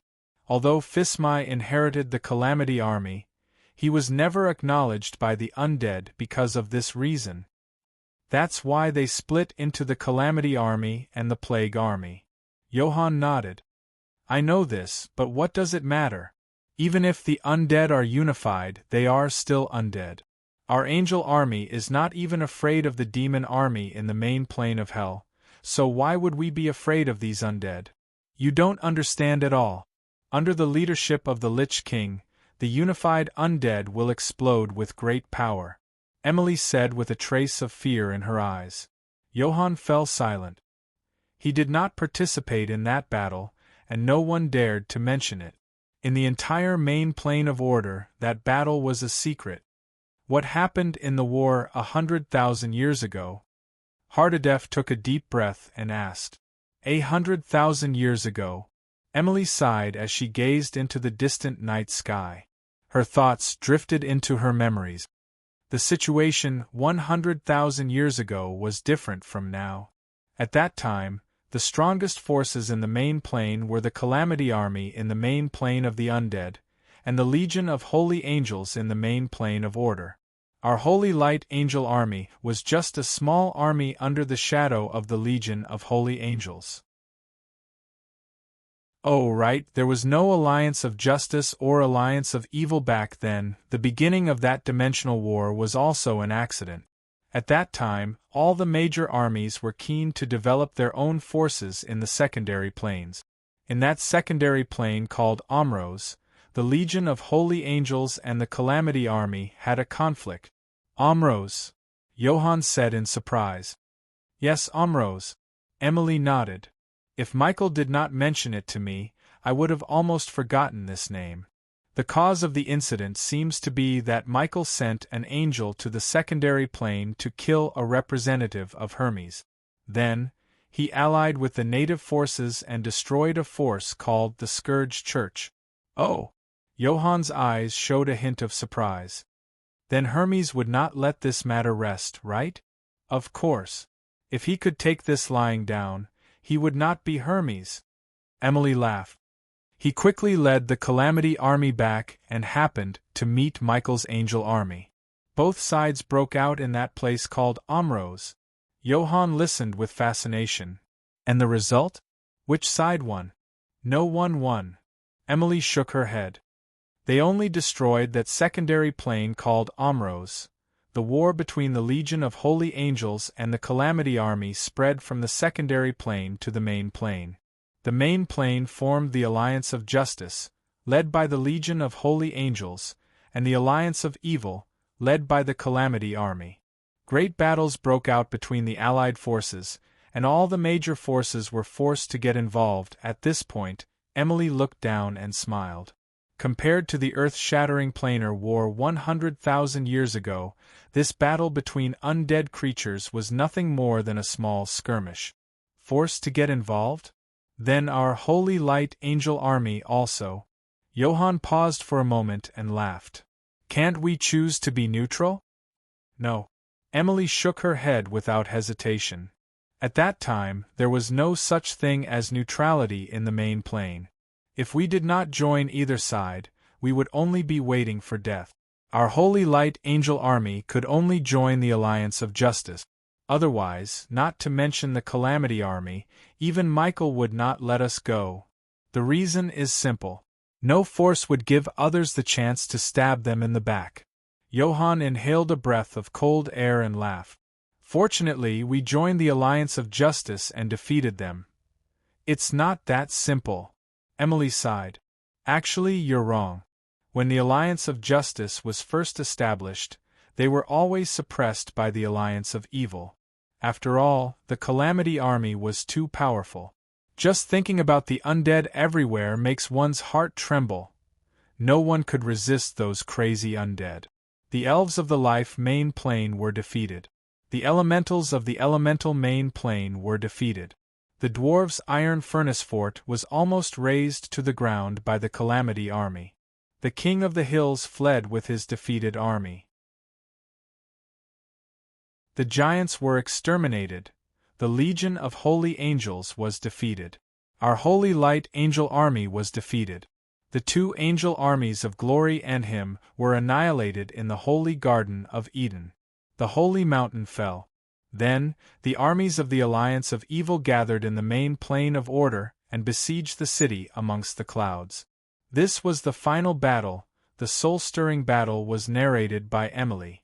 Even though he knew the final outcome of the battle, it still made Hardedef shudder with fear. Johann's mouth was full of bitterness. The final battle. How was it? I don't know either. To Johann's surprise, Emily shook her head and gave an answer that left him at a loss. Everything happened too suddenly. I suddenly heard the news that the Lich King, Hermes, had died in battle. Then, the billions of undead in the Calamity Army were thrown into chaos. We took the opportunity to counterattack and defeated the Calamity Army. Without the Calamity Army, the alliance of evil was like a frame that had lost its support. Johann nodded. He knew what happened after that. The elves, elementals, dwarves, and other races returned to their homes. The Calamity Army was divided. Saruman led his undead army and left the Icecrown Castle, forming an independent plague army. The orcs took advantage of the chaos to seize Hawkant in the main plain of the undead. No matter what, we won in the end, Johann said with a lingering fear. Emily shook her head. There was no winner in this battle. In fact, there was something that Emily didn't say. It was only after the legion of holy angels had fallen that the Holy Light Angel Corps had grown strong. It could be said that they were the true winners in the battle 100,000 years ago. Emily continued, but what I don't understand is Hermes' sudden death. This was impossible at the time. It's a pity that my level was too low and I couldn't know about this secret. Johann slapped his head. That's right. Even if the Lich King had died in battle, he could have used the Dark Altar to revive. Why? Emily's eyes flashed. This isn't the strangest thing. The strangest thing is that I haven't seen Michael since the end of this battle. Johann was stunned. That's not right. Didn't we see him last month? That was only his projection. When did you see his real body? Emily said calmly. What this? Johann's pupils shrank and his mouth opened wide. Sir, come in, Adele said. The undead soldier said a few words beside Adele. What? Adele's expression changed, and she was overjoyed. Chapter 900. The sky had just begun to brighten when a black object streaked across the sky, breaking the tranquility of the morning. A massive explosion sounded out from the Forgotten City's gates as the crumpled-up corpse smashed against the sturdy gates, causing a massive explosion. The rebel army is about to attack on the Forgotten City's walls. The undead soldiers' terrified screams sounded out.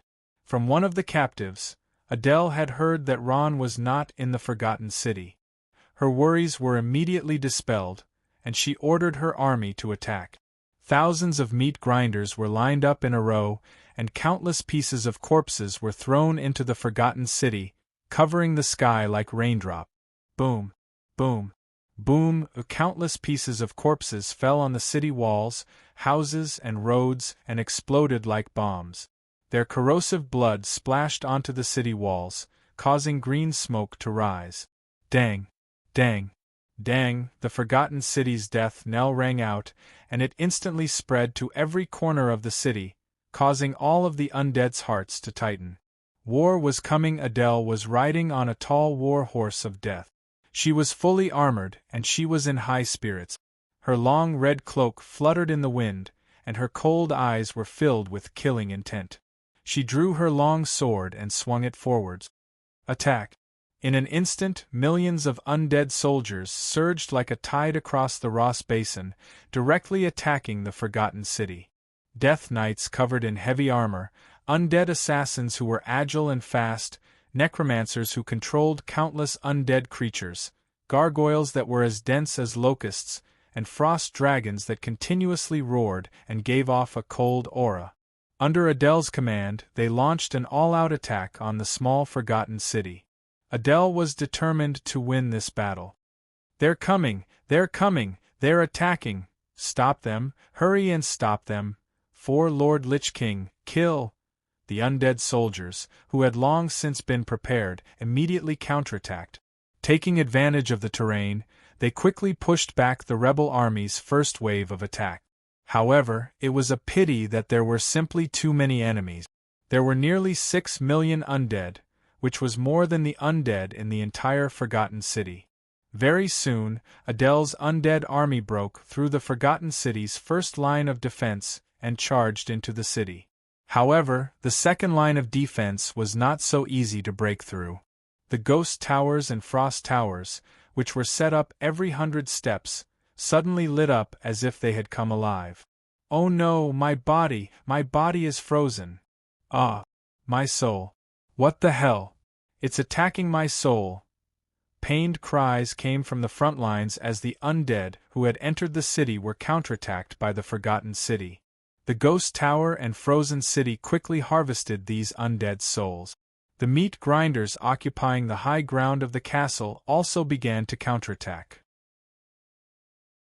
The corpses covered in corrosive blood were thrown towards Adele's undead army. Adele's undead army quickly got a taste of what it was like, and was bombarded by the meat grinders until they cried for their parents. Both sides of the battle were undead. Adele's side had troops, and the Forgotten City also had troops. Not long after, a cold aura rose from the direction of the boneyard. The Forgotten City's air force, under the lead of the Frost Dragons, began to counterattack. As the knell rang, all the residents of the Forgotten City mobilized.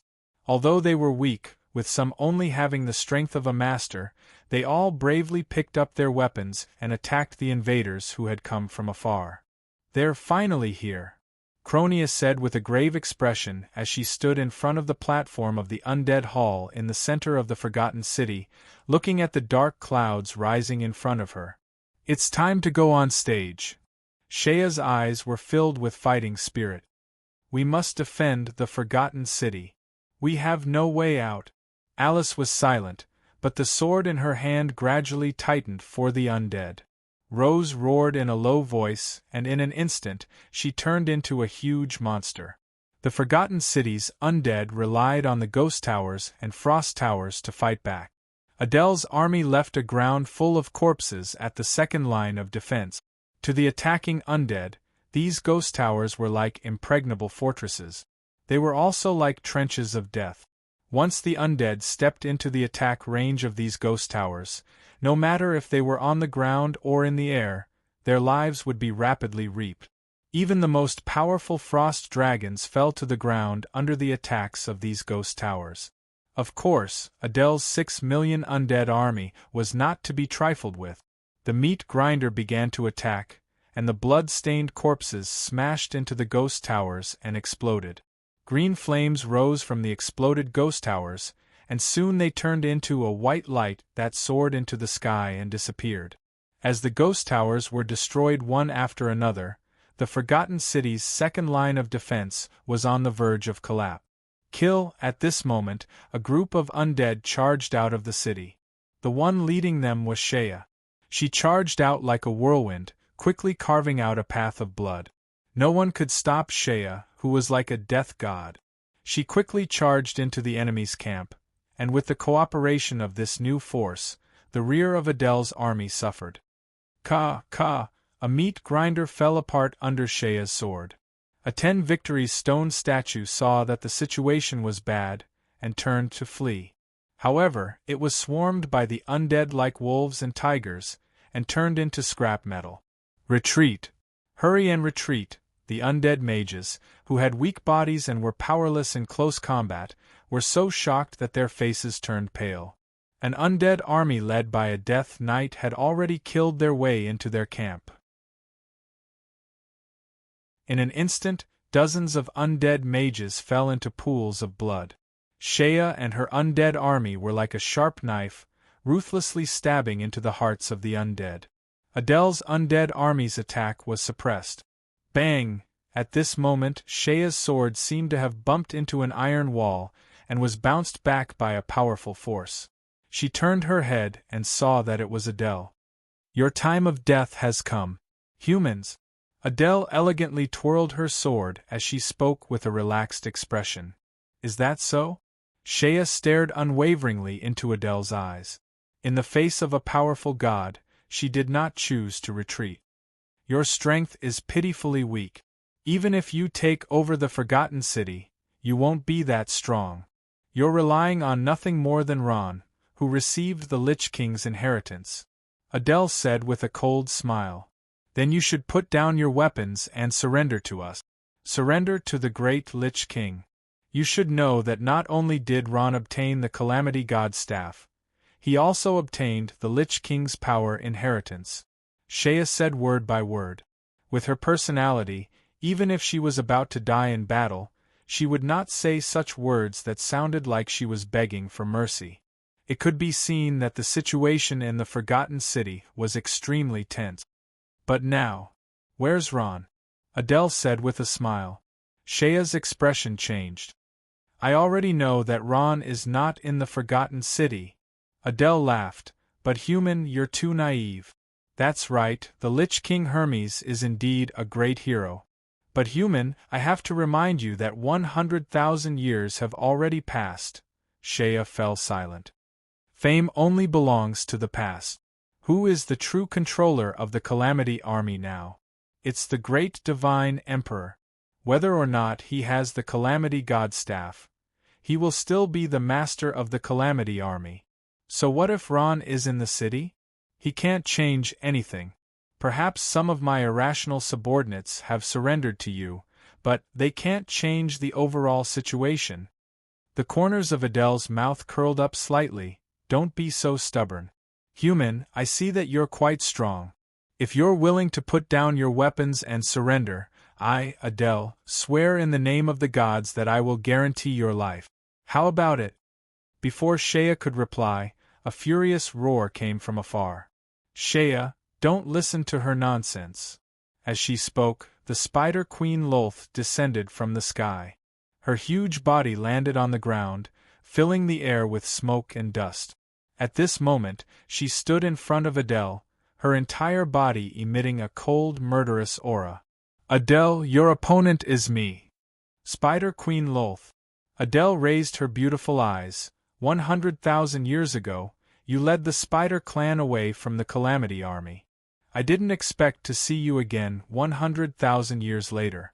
Unfortunately, you chose the wrong formation. I didn't choose the wrong one. Lolth said coldly.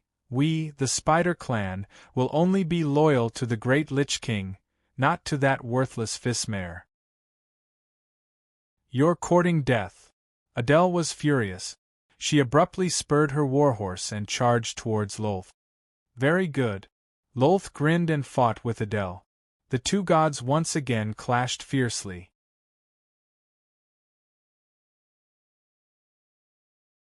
Chapter 901. At this moment, Ron was indeed in trouble. Boom! In his mind, Ron once again repelled the undead dragon's attack, but now he was in a bit of a bad situation. Ron's soul power was getting weaker and weaker, but the terrifying undead dragon was getting stronger and stronger. What was even more terrifying was that his mind was about to collapse. How is this possible? Ron was both shocked and angry. At this moment, the undead dragon once again pounced. Boom! Ron only heard a loud sound in his mind, then felt a headache and fainted. After an unknown period of time, Ron slowly opened his eyes. What he saw was a blank space. Where am I? What is this place? Ron rubbed his eyes and looked around. He was actually in the clouds in the sky. Just as Ron was thinking about why he appeared here, the surrounding clouds slowly drifted away, and a magnificent scene came into view. That is, Ron's eyes suddenly opened wide, his face full of disbelief. Forgotten City. At this moment, Forgotten City was already burning with raging flames. The flames soared to the sky, accompanied by earth-shattering screams and shouts of killing. Enemy troops poured in like a tide. Looking from the sky, the whole ground was black. Under the enemy's attack, the whole Forgotten City was about to fall. What was strange was that the attacking enemies were also using the Scourge's banner. What? Could it be that the scourge of the Ice Crown Castle has already started to attack Forgotten City? Seeing this scene, Ron was shocked. At this time, Ron saw a petite female figure. She was wearing the heavy armor of a Death Knight and holding a long sword. She was forcing Spider Queen Lolth, who was holding a pair of large stingers, to retreat. Who is she? Is she a hero from the Ice Crown Castle? Ron guessed correctly. That person was the Death Knight of the Ice Crown Castle, Adele. At this moment, she was leading the Scourge to attack Forgotten City. Countless undead poured into Forgotten City, fighting with the undead in the city. For a moment, Forgotten City was in imminent danger. This isn't an illusion, right? Ron was both surprised and suspicious. He didn't know if everything in front of him was just an illusion that he had visualized or if it was really happening. However, everything in front of him made him extremely nervous and angry. At this moment, Ron clenched his fists, wishing he could immediately fly back to the Forgotten City and kill all of the invaders. Shea! At this time, Ron exclaimed. He saw Shea, but her situation was not good. At this moment, Shea was surrounded by countless undeads. She was like a lone boat in the sea, ready to capsize at any time. The guards around her fell down one by one, but she still waved her long sword, resisting wave after wave of the enemy's attacks. The difference in numbers was simply too great, and no matter how brave and tenacious the Forgotten City's defenders were, they could not stop the flood of enemies. The Forgotten City's undead fell one after another. Even though he knew it was an illusion, Ron was still so angry that he clenched his fists, and his eyes were about to burst into flames. Damn it! Ron fiercely cursed. At this moment, he wished he could fly down and fight alongside Shea, Rose, and the others. Unfortunately, he was now a soul. What is that? Ron suddenly opened his eyes wide. At this time, he saw a shadow. He didn't know when this shadow had quietly appeared behind Shea. It was an undead assassin. Shea was fighting with the undead, but she didn't sense the danger behind her at all. Shea, be careful behind you! Ron shouted in horror. Unfortunately, Shea couldn't hear him at this moment. The shadow had already arrived behind Shea. Ron could even see the sinister smile on the undead assassin's face. In an instant, the undead assassin revealed his figure, like the god of death descending. At the same time, a dagger flashed with cold light and ruthlessly pierced into Shea's back. Bang! A loud sound was heard. Shea's eyes suddenly opened wide, revealing a look of disbelief. No. Ron issued a heart-rending scream. It was as if a violent rage gushed out from the bottom of his heart, filling his whole body. He helplessly watched Shea struggle a few times before slowly falling to the ground from the nightmare's back. In an instant, Ron completely erupted. At this moment, his whole body erupted with cyan flames, surging and burning. The awakened power quickly condensed. Boom! The scene before his eyes turned into countless fragments, returning to reality in the blink of an eye. What was reflected in front of Ron's eyes was that terrifying undead dragon, gnashing its teeth as it rushed towards Ron. Go to hell! Ron's eyes emitted an ominous glint. He raised his huge fist and fiercely punched at the undead dragon. Night fell. In the Weeping Valley, the wind slowly blew, accompanied by the never-ending cries of the Weeping Valley, as if tens of thousands of undead were wailing. In the gloomy forest, a black figure appeared. It was a huge, bloodthirsty demon wolf. The bloodthirsty demon wolf was one of the mysterious and terrifying beasts of the realm of the gods. It possessed a powerful destructive power, berserk and ferocious. It had followed the strong scent of blood here. This was the territory of the god-tier undead dragon. This made the hungry, bloodthirsty demon wolf somewhat hesitant. It wandered around the periphery for a few days before it finally couldn't hold back its hunger and rushed in. As it saw, in the middle of the valley, corpses were scattered all over the ground. These corpses had already begun to rot, emitting a strong stench. Rotten meat was originally one of the sources of food for the bloodthirsty demon wolf. However, if there was good food, there must be good life to enjoy. The bloodthirsty demon wolf sniffed left and right. Only when it didn't smell the undead dragon's aura did it relax. It cautiously approached step by step. Soon, the bloodthirsty demon wolf came across a corpse. This was an undead who had already died. His eyes were wide open and his mouth was agape. The astonishment on his face was still the same as it was at the moment before his death. There was a horrified expression on his face. A sharp sword was stuck in his chest. The bloodthirsty demon wolf touched the undead's corpse and sniffed it carefully. After confirming that it was indeed dead, it relaxed. It opened its mouth, revealing a row of white teeth, and gnawed at the corpse with all its might. Crunch, crunch! The sound of gnawing on the corpse was particularly loud in the night sky. Soon, the undead's corpse was completely devoured, and even the bones were swallowed. If the ghouls saw this scene, they would definitely feel ashamed of their inferiority. With the bloodthirsty demon wolf's huge body, a single corpse naturally couldn't satisfy its appetite. At this time, its gaze was already fixed on another undead's corpse not far away. At this time, the bloodthirsty demon wolf's pupils shrank. Its gaze was fixed on the figure in the center of the corpses. It was a human. To a strange beast from the realm of the gods, it wasn't afraid of humans. Unlike those corpses that were scattered all over the ground, this human was sitting down. No matter how one looked at it, this scene was particularly strange. Roar! The bloodthirsty demon wolf bared its teeth and growled. Its beast instincts told it that the human in front of it was extremely dangerous. Most importantly, this dangerous existence was still alive. The bloodthirsty demon wolf and the human were in a deadlock for a while before it realized that although the human was alive, he wasn't moving at all. The bloodthirsty demon wolf mustered up its courage and decided to test the waters. It took a bite of the undead's corpse under it. Half of the corpse's face had already fallen into its stomach. There was no reaction. The bloodthirsty demon wolf tried to take another bite. Seeing that the human still didn't react, it was relieved and began to eat the corpse in large mouthfuls. The bloodthirsty demon wolf didn't dare to pounce on the human.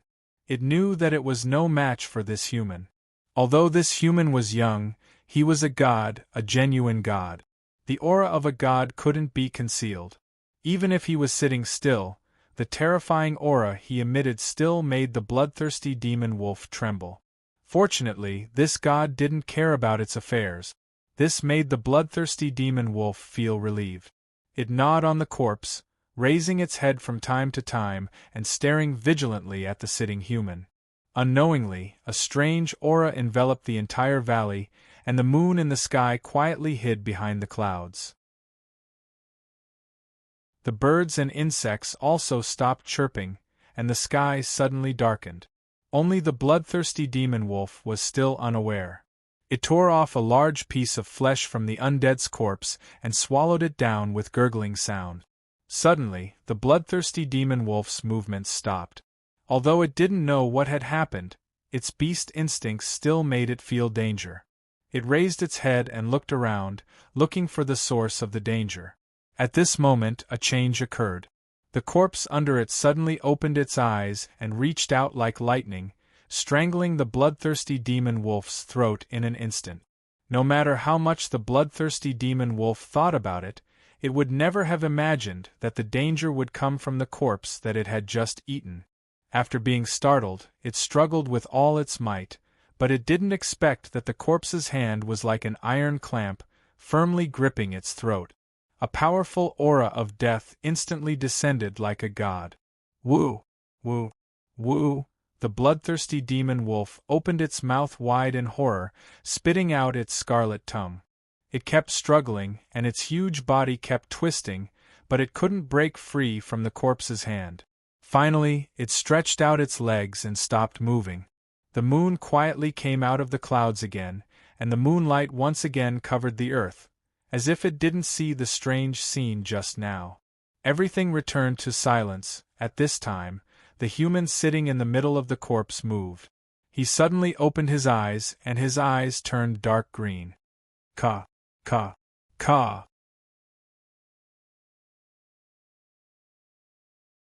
Chapter 902. In the Forgotten City, raging flames pierced through the sky. The undead inside were in complete chaos, and there were flames and massacres everywhere. It was like hell. The last line of defense had been broken through, and the undead city's defenders had been slaughtered by the Calamity Army. "Hold on! Hold on!" White loudly shouted. At this moment, he was bathed in blood and looked like a man made of blood. It was unknown how many battles he had gone through to become like this. Facing more and more enemies, sweat mixed with blood flowed down White's forehead. He was not afraid, but in despair. After all, behind him was Ron's dark altar. Once the dark altar was broken through, everything would be over. Not only White, but all of the undead in the Forgotten City were covered with a shadow of despair. They were going to lose. Boom! A ball of cyan flames hit a corner of the dark altar, and then it burned fiercely, turning the entire dark altar into a sea of fire. "Not good!" White shouted. He did not care about the injuries on his body and madly rushed towards the ball of flames. Bang! A black arrow came out of nowhere and hit him squarely in the chest. The powerful force attached to the arrow caused White's body to fall heavily onto the dark altar, and his blood dyed the ground red. Woo! White spat out a mouthful of blood and used all his strength to crawl forward. He trembled as he stretched out his right hand towards the ball of soul fire on the dark altar. That was Ron's soul fire. At this moment, that ball of cyan flames was gradually approaching, and Ron's blue soul fire was like a candle in the wind, tottering and about to be extinguished at any moment.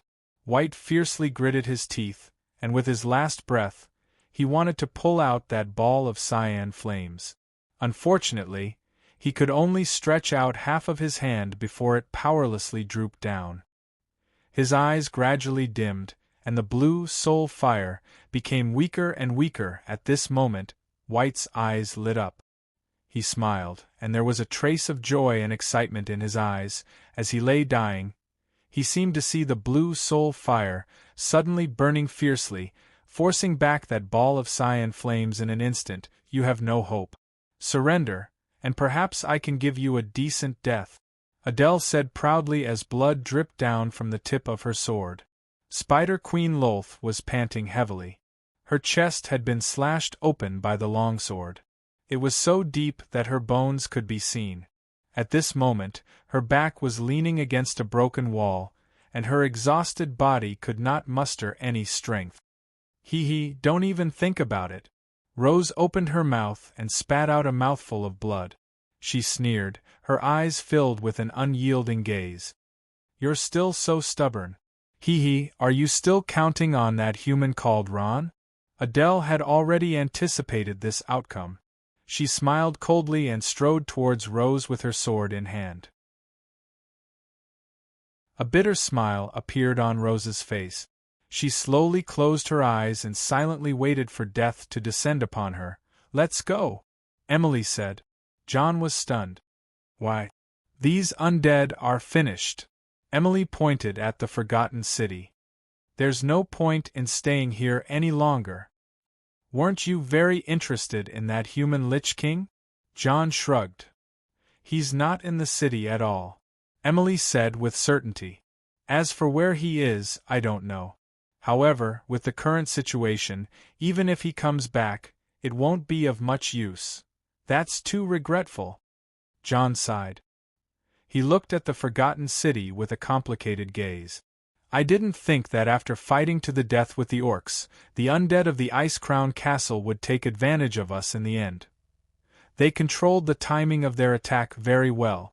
Now that I think about it, we really underestimated that guy called Fismai," Emily said. She looked at the Forgotten City with a regretful gaze. However, she quickly withdrew her gaze and turned to leave. At this moment, Emily suddenly stopped in her tracks and turned around. Her beautiful eyes opened wide, and her face revealed an expression of extreme shock. Impossible. What? John's face was filled with shock. However, in the next moment, his face was filled with shock. What's going on? The azure sky had unknowingly changed color. It was as if night had descended. Clouds surged, lightning flashed, and thunder roared. A chilling aura of death came from the distant sky, stepping on clouds. The abnormality in the sky attracted everyone's attention. Adele raised her head to look at the sky, a trace of shock in her eyes. It's Ron. Ron's back. Rose's face was filled with excitement. She could feel Ron's vast and pure divine aura.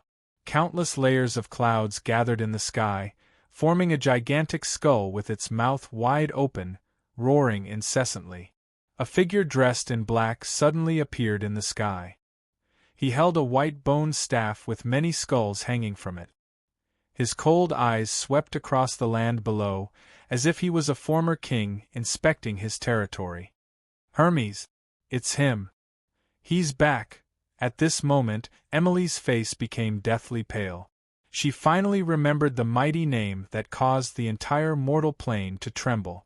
No, he's not Hermes. He's a human, that human called Ron. John's eyes were fixed on Ron in the sky, his heart filled with shock. He discovered that the human called Ron was even more powerful than before.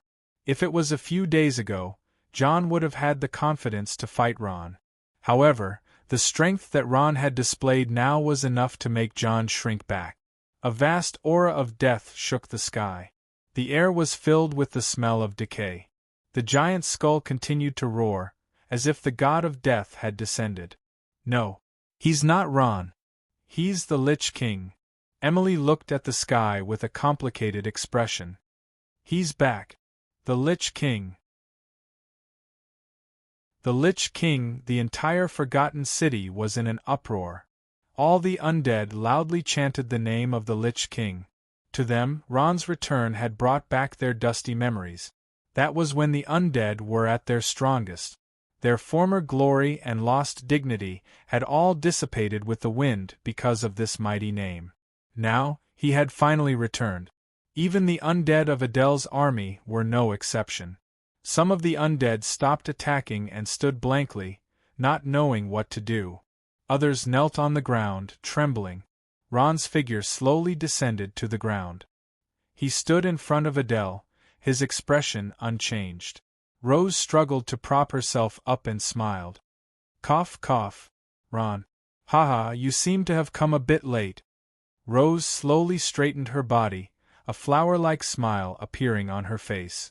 If you wanted to see me battered and exhausted, you've already gotten your wish. Adele narrowed her eyes, quietly sizing up the legendary human in front of her. A black skeletal robe wrapped around his not very tall body. His pitch-black pupils were like the unfathomable sea. His silent expression was solemn and serene, so calm that not a single ripple could be seen. Most importantly, he held the symbol of the highest authority of the scourge in his hands, the scourge staff. Whoever held the scourge staff would be the new Lich King. But at this moment, the symbol of the highest authority of the scourge was held in the hands of a human. Adele had a certain impulse. She wanted to kill Ron and firmly hold the symbol of the scourge in her hand. I don't care who you are. Human. Adele laughed coldly, waving the longsword in her hand. If you don't hand over the scourge staff in your hands, death will be your best outcome. A slight cold wind blew, causing everyone present to shiver involuntarily. Adele's callous words, her ice-cold longsword, and the undead of her subordinates who continuously surrounded them, their eyes filled with murderous intent, intertwined to form a strange scene. Perplexed sinners will eventually be redeemed. Only those who are stubborn will choose to persist in going about things the wrong way. Ron smiled faintly, suddenly saying something without rhyme or reason. At this moment, he took a deep breath and said coldly, "Looks like you still don't know who is standing in front of you. Haha, that's fine too. Then I'll let you wake up properly."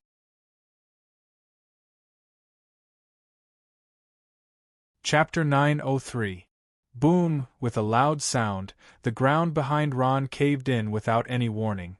Then, a powerful aura of death surged out from the hole behind him. Boom! Rumble! Rumble! The ground shook. In an instant, a huge skeletal arm stretched out from the hole and slammed into the ground. Then, it suddenly propped itself up, revealing a huge, sinister skeleton head and a decaying body covered in heavy armor. This terrifying skeleton was dozens of feet tall, and its body was burning with dark green flames. It held a long-handled axe in its hand, and it constantly let out angry roars. A powerful divine aura shook the surroundings, as if even the world had lost its luster. What is that? Heavens! That's a skeleton. What a huge skeleton! The undead on the battlefield were scared silly. Their bodies trembled as they looked at the terrifying monster in front of them with deathly pale faces. In front of the powerful divine aura, it was as if they had lost their fighting strength in an instant. That skeleton giant. Emily's entire body trembled as a feeling of palpitations instantly occupied her heart. In that instant, her dusty memories were unlocked, as if she had returned to the ancient battlefield from 100,000 years ago. The skeleton giant was the most powerful undead creature that the undead could summon. Its strength far surpassed that of the frost dragon and the skeleton sovereign. It was comparable to a powerful god. No. To be more precise, it was a god. In the ancient battlefield from 100,000 years ago, the skeleton giant was the most terrifying nightmare in the hearts of all the warriors of the Righteous Alliance. Its huge body could cross any city wall, its heavy axe could sweep away all enemies, and its terrifying divine aura of death could contend against any god. But the most frightening thing was that this terrifying skeleton giant was the most powerful undead that only the Lich King could summon. Its appearance often meant the arrival of the Lich King, Hermes. God, this guy actually summoned a god. At this moment, Hardadef's face was pale, and his fingers were clenched tightly, making a caw-caw sound. Although the skeleton giant was strong, and Hardadef believed that he could still put up a fight, what if Ron joined in? Hardadef's heart sank. At that moment, he finally understood that Ron's strength had far surpassed his. Thinking back to the battle from before, Ron's strength had improved so quickly that even he, a genius of the Angel clan, was deeply shocked. Is this guy really human? Hardadef took a deep breath. As far as he knew, the talents of low-level creatures like humans were not enough to cultivate their strength to such a level. Adele was equally shocked. At this moment, she was standing in front of this terrifying skeletal giant. The divine power of death that was as vast as the mountains and seas almost suffocated her. This is a god. Adele felt that her voice was trembling. The pressure brought about by the skeletal giant was not something that undead creatures like the Frost Wyrm could compare to. Ron's side is definitely going to win. Emily looked at Ron's figure in the sky with a grave expression. Even a god can't easily defeat this skeletal giant. As soon as Emily's voice fell, the huge skeletal giant had already begun to move. It growled, and the giant axe in its hand blew up a gust of wind. Boom! A mournful cry came from the sky. A Frost Wyrm in Adele's army was cut open from its chest to its abdomen. Then, its head tilted and its huge body fell rapidly. Not good, run! It's falling!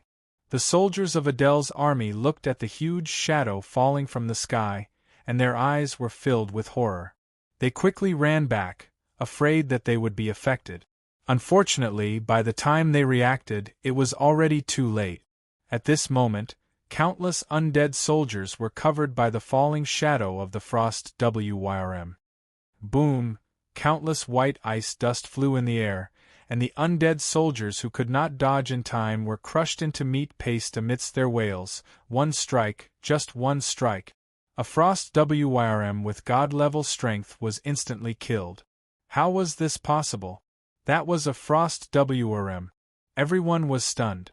Shock and fear occupied their bodies and minds, and their fighting spirit collapsed in an instant. The strength of the skeletal war god had far exceeded the scope of their understanding. Facing this terrifying skeletal giant, a feeling of invincibility arose in everyone's hearts. The skeletal giant took large strides forward, and Adele's army scattered in all directions. Some brave ones tried to fight back, but unfortunately it was all in vain. At this moment, the skeletal giant was like an indestructible chariot, destroying all obstacles in front of it one by one. Whether it was the Frost Wyrm or the skeleton sovereign, in front of the god summoned by Ron, they could only be crushed. At this moment, the skeletal giant's giant axe came crashing down on Adele. "Not good, Lady Adele." The shouts of her subordinates sounded in her ears, and a green light flashed in front of Adele's eyes. Boom, the earth shook and the mountains swayed. Where the giant axe fell, the earth cracked like a spider web, and the powerful force blew up a gale, sending sand and stones flying. Clang! Clang! The storm dispersed, and a large hole appeared where the giant axe fell, but Adele was nowhere to be seen. "Where's the commander?" The undead looked around, looking for Adele's trace. Over there, a sharp-eyed undead saw Adele and shouted loudly. They saw Adele riding the death chariot, running along the long handle of the giant axe at lightning speed. Like an arrow, she quickly leaped above the skeletal giant's head. Adele shouted. Her delicate body shook, and she suddenly jumped up, leaving the death chariot. She raised her knight's sword high, and with the sound of wind and thunder, she slammed it towards the skeletal giant. Boom! A thunderous sound. The skeletal giant staggered, but quickly stood up again. A large hole had been broken in the right side of its head and neck by a huge force. Its shoulder blade was shattered, and the arm holding the giant axe was almost cut off. Long live! The undead from Iceground Castle cheered, as if they saw the dawn of victory. No, no. How can this be? At this moment, the commander of the army, Adele, suddenly opened her eyes wide, her face full of shock. She could clearly see that the terrifying wounds on the giant skeleton's body were rapidly healing. The rotten flesh and broken bones were soon as good as new. "It's useless." At this moment, Ron's faint voice sounded in Adele's ears. He was calm and unruffled, with his hands behind his back, calmly looking at the continuously roaring skeletal giant, as if admiring a perfect piece of art. "It's the strongest undead creature that the undead can summon, and it's the Lich King's most loyal servant." At this moment, Ron slowly lowered his head, calmly looking at Adele, "and only the true Lich King can control it. Its name is Undying War God." Undying War God?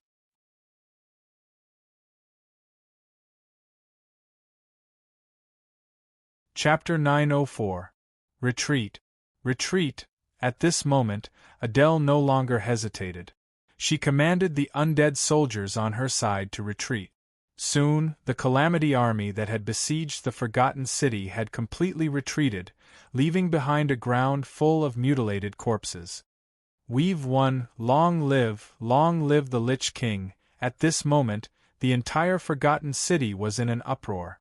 Countless undead flooded the streets, walked out of the trenches, waved the hats in their hands, and waved the banners in their hands. It was a bustling sea. The situation had been reversed so quickly that even Hardadef did not expect it. He turned his head and saw Emily clenching her teeth, her face pale. He was shocked. "Lady Emily, what's wrong?"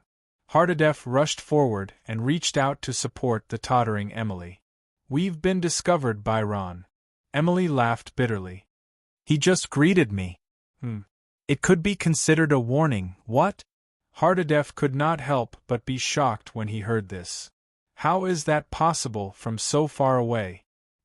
"He warned us not to interfere with the affairs of the undead." Emily's expression was extremely unsightly. In that instant of conflict, she had suffered a bit and clearly felt Ron's terrifying strength. This kind of strength had far exceeded Emily's imagination. "Let's go, Lady Emily." Hardadef supported Emily and immediately made a decision. He looked at the forgotten city, his eyes filled with unwillingness. Emily did not object and nodded. Not long after, the two of them turned into a ball of white light and disappeared on the spot Ron. At this moment, Cronia came up to him. At this moment, she was covered in wounds and looked exhausted, but the joy on her face could not be concealed. "This, Lord Lich King, you've finally returned." In that instant, she remembered Ron's identity. Cronia's expression became somewhat reserved and she bowed. Ron smiled and waved his hand. "Just call me Ron from now on. You've finally returned." Rose smiled sweetly when she saw Ron. Her pale face was devoid of any color. "If you were any later, you would have had to help me clean up the corpse." After the war ended, the entire forgotten city was in a mess. Broken corpses were everywhere, and buildings were burning with black smoke.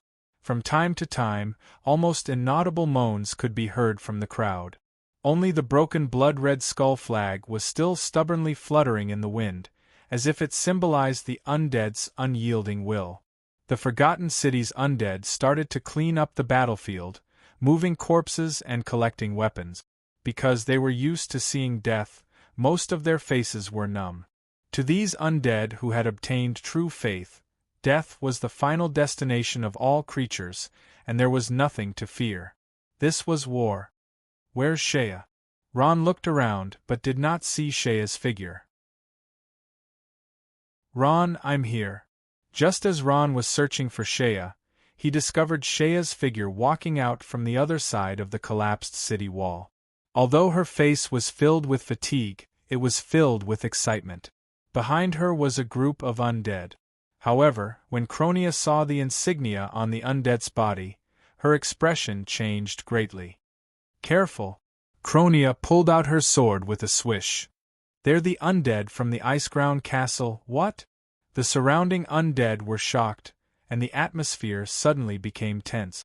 They all took out their weapons and rushed forward. "Protect Lord Lich King. Kill them." The undead from the Iceground Castle also looked nervous and raised their weapons. "Wait. Listen to me first." Facing these furious undead, Shea was somewhat anxious. She waved her hands with all her might, stopping the surging crowd. Unfortunately, her efforts were in vain, and a great battle was about to break out. "Wait." At this time Ron spoke. His voice was not loud, but it was no less than thunder in the ears of the undead. The restless crowd instantly quieted down. When they saw Ron, their eyes were filled with reverence. Shea finally breathed a sigh of relief, but then she heard Ron ask, "Shea, what's going on with these people?" "Ron, they've already surrendered," Shea replied. She had been seriously injured in the battle with Adele. When those undead surrounded her, she had no strength left and was quickly captured alive.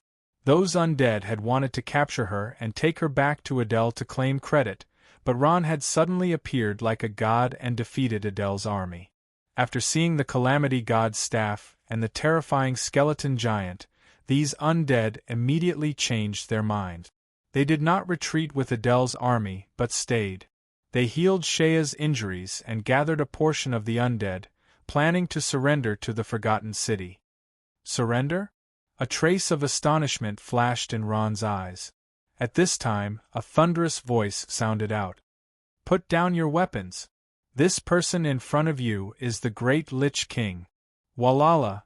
When the undead from the Iceground Castle heard this, they all threw down their weapons.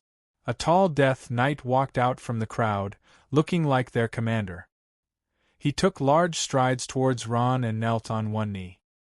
He lowered his head and raised the sword in his hand, an incomparably respectful expression on his face. "Respected Lich King, I am the leader of the 19th Army of Death Knights under the Calamity God Emperor Fismai, Aloysius. On behalf of the 19th Army of Death Knights, I announce that we have broken away from the illegal regime of Fismai and have pledged our loyalty to the Lich King, the great undead lord." The atmosphere was extremely tense, and the surroundings were so quiet that even a pin drop could be heard. All of the undead held their breaths as they looked at Ron, waiting for his orders. Ron deeply breathed in. To him, the undead from the ice-ground castle were his subjects and not his enemies. Meeting them on the battlefield was a sad thing. This was a civil war between the undead. It was illegal, and this war had to end as soon as possible. Ron could not help but clench his fists, secretly making up his mind. Death Knight Aloysius was still kneeling on the ground, his heart uneasy. At this moment, Ron stepped forward and stretched out his hand to take the sword in Aloysius' hands.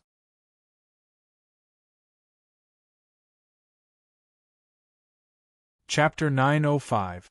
Adele's Undead Army Camp. Adele led the army in a retreat until they left the Hermetic Plains and retreated to Red Sand City. Only then did they stop and slowly gather the army. Although they had suffered an unprecedented defeat at the Iceground Castle, their overall strength hadn't suffered much. On a plain near the Red Sand River, countless tents and defensive facilities had been erected overnight. Adele's undead army was stationed here. At night, a red moon hung in the sky. A light breeze blew, and from time to time, the low groans of the injured undead soldiers could be heard. Red Sand City, Marshal Adele's room. After weighing the strength of both sides, the ambitious Adele was prepared to launch a second battle against the Forgotten City. She had also made a plan to counter the god-level skeleton giant. She was very confident that unless something unexpected happened, the Forgotten City's defeat was inevitable. The difference in strength between the two sides wasn't something that Ron could make up for, even if he really was the successor of the Lich King. However, what worried Adele was whether the low morale of her undead army would be able to take on this kind of battle. "Report, come in," the voice of an undead soldier came from outside the tent. "I have important news to report to you, Madam Marshal Adele." It was Adele's guard. He stepped in, his voice somewhat anxious. "What is it?" Adele replied without raising her head. Her gaze was fixed on the sheepskin scroll on the table, not moving for a long time.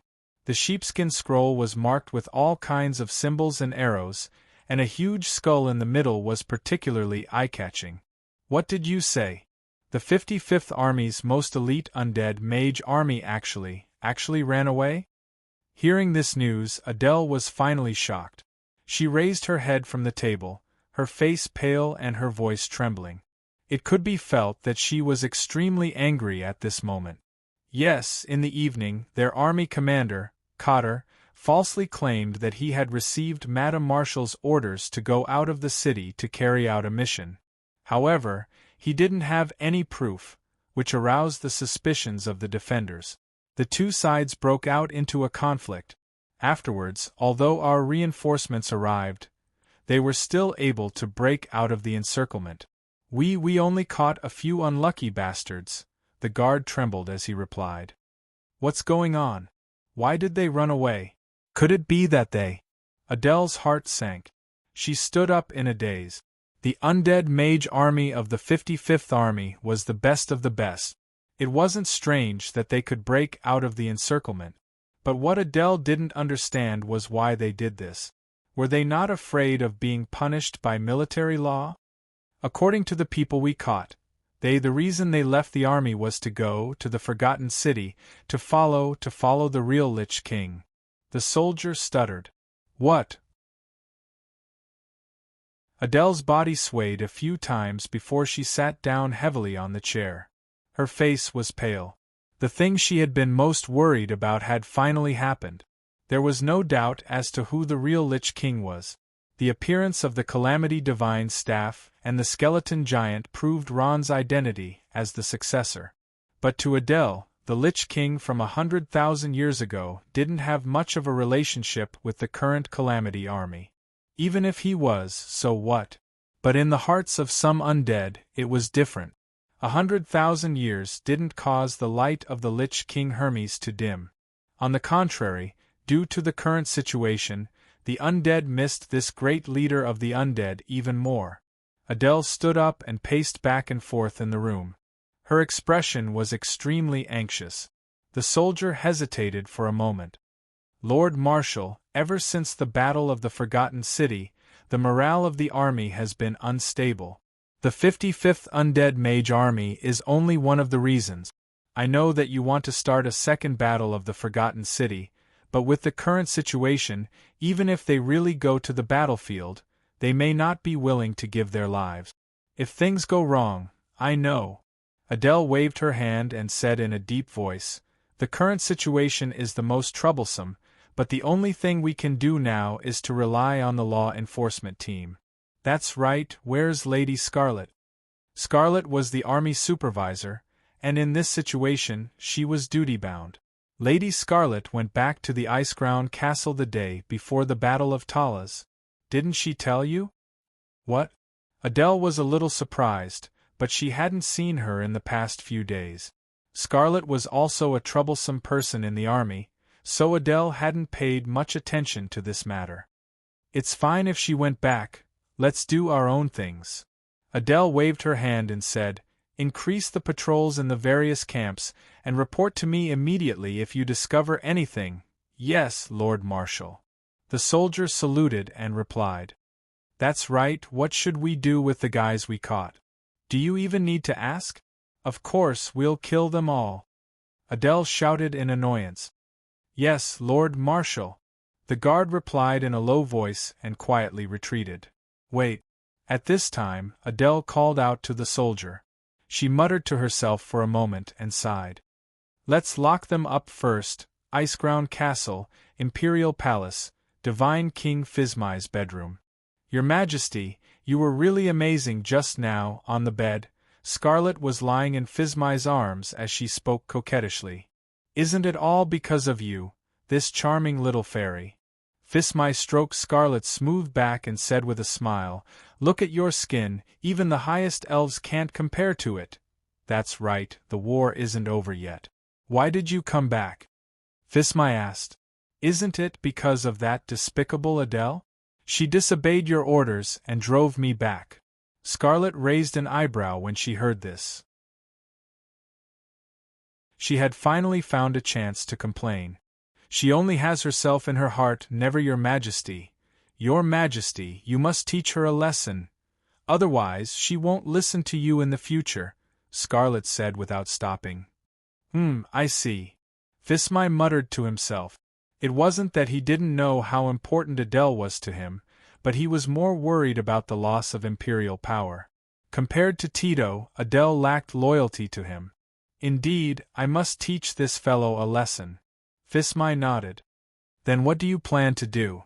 Scarlet finally smiled when Physmai agreed. "Your Majesty, you don't have to worry about this. Scarlet will definitely do it beautifully for you, all right?" Physmai was a little tired. He closed his eyes and muttered, "I'll leave it to you. But be careful, the war at the front lines isn't over yet." "I know." A cold smile appeared on Scarlet's face. She watched as Physmai fell into a deep sleep, then quietly got dressed and got up. No one knew how terrifying a woman's jealousy and vengeance could be. Perhaps Physmai knew, but he had underestimated Scarlet. That night, no one knew what had happened. They only knew that an army had left the palace and secretly surrounded the residence of the former military chief, Tito, who had lost his power and authority. As dawn approached, a huge black crow soared into the sky from the balcony of Physmai Palace. It let out a shrill cry as it flapped its wings and left the palace. Under its sharp claws was a small wooden box tightly tied to it. "Adele, I've said it before. I'll definitely make you regret it, definitely, ha ha ha." On the huge balcony, Scarlet, who was wearing a black necromancer's robe, laughed loudly. There was a hint of malevolence in her laughter. "I hope you like the present I've given you." Adele's trusted guard didn't know what had happened either. He only knew that after receiving the package from the Iceground Castle, Adele had screamed and fainted, then fell ill. She couldn't even carry out her daily military duties, so all the important military matters fell to this guard.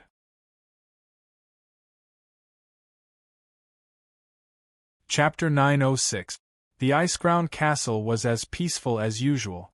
All the undead went to work at sunrise and went to rest at sunset, as if the war on the front lines didn't affect their lives. Occasionally, people would talk about Adele, who had gone to war on Tito's behalf, with blank expressions on their faces. Suddenly, one day, an explosive piece of news came from the front lines, completely shocking the entire ice-ground castle. Good news.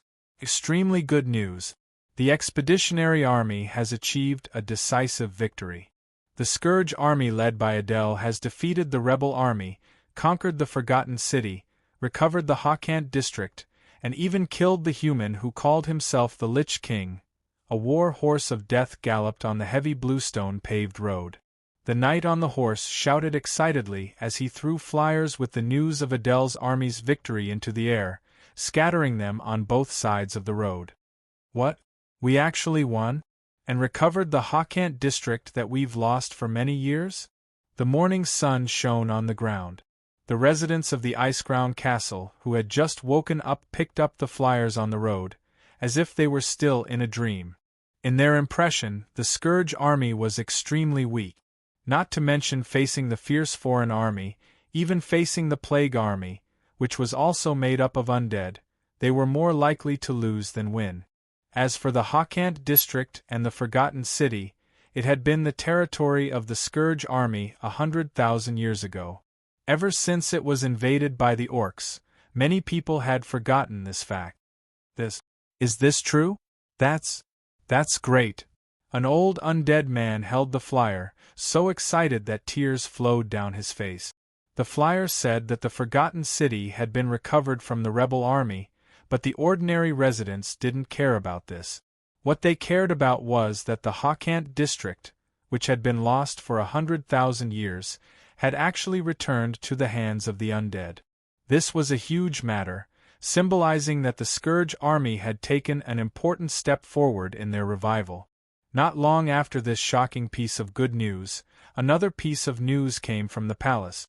In order to commend Adele for leading the Calamity army to eliminate the rebel army, the Calamity Emperor Fismare decided to confer upon Adele the title of Viscount and personally confer upon her the honor. Furthermore, on the day of Adele's triumphant return, he would hold a grand entrance ceremony in the city. This news caused the Iceground Castle, which had already been boiling, to burn up once again.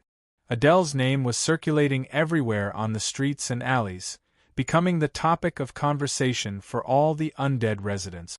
Adele, a commoner student from an ordinary military academy, relied on this huge victory that could be recorded in history to become a hot aristocrat. She had also become a hero in the hearts of all the undead. Her reputation had long since overshadowed her mentor, Tito. The news spread like the wind throughout the territory of the Scourge. All the cities under the control of the divine Emperor Fismare were chanting the name of this hero, Adele, the greatest Death Knight. The Plague Legion in the southwest was no exception. They immediately received the news through the spies in the Iceground Castle. What? That human called Ron was actually defeated? So fast? In Plague City, Saruman's study, the commander of the Plague Legion had a look of disappointment as he looked at the leaflet in his hand. This guy seems to be a god, and he had the loyalty of the Crypt Spider army and Lolth. How could he be defeated so quickly? Saruman's brows furrowed tightly. He had originally thought that this human who called himself the Lich King would be able to give the Scourge a headache for a while. He hadn't thought that he would be defeated so quickly. Is this guy really the Lich King? Saruman shook his head helplessly and threw the leaflet to one side.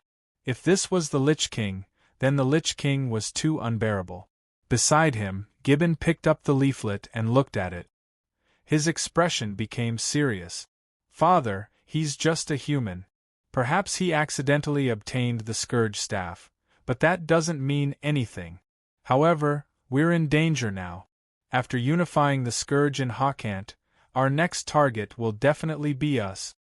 That's right. I'm very pleased that you think this way. Saruman patted Gibbon's shoulder, his expression becoming gloomy. Adele defeated Ron, and it's very likely that she also obtained the Scourge staff. She will definitely give the Scourge staff to Fismai. With the Scourge staff, Fismai will be able to better control the undead.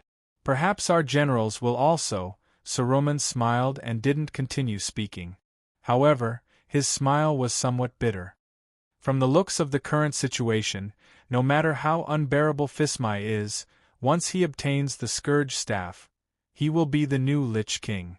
Unifying the undead main plane is only a matter of time. Gibbon hesitated and stammered. Actually, Father, have you ever thought about, are you talking about surrendering? Saruman glanced at his son. His expression wasn't surprised at all. Saruman smiled.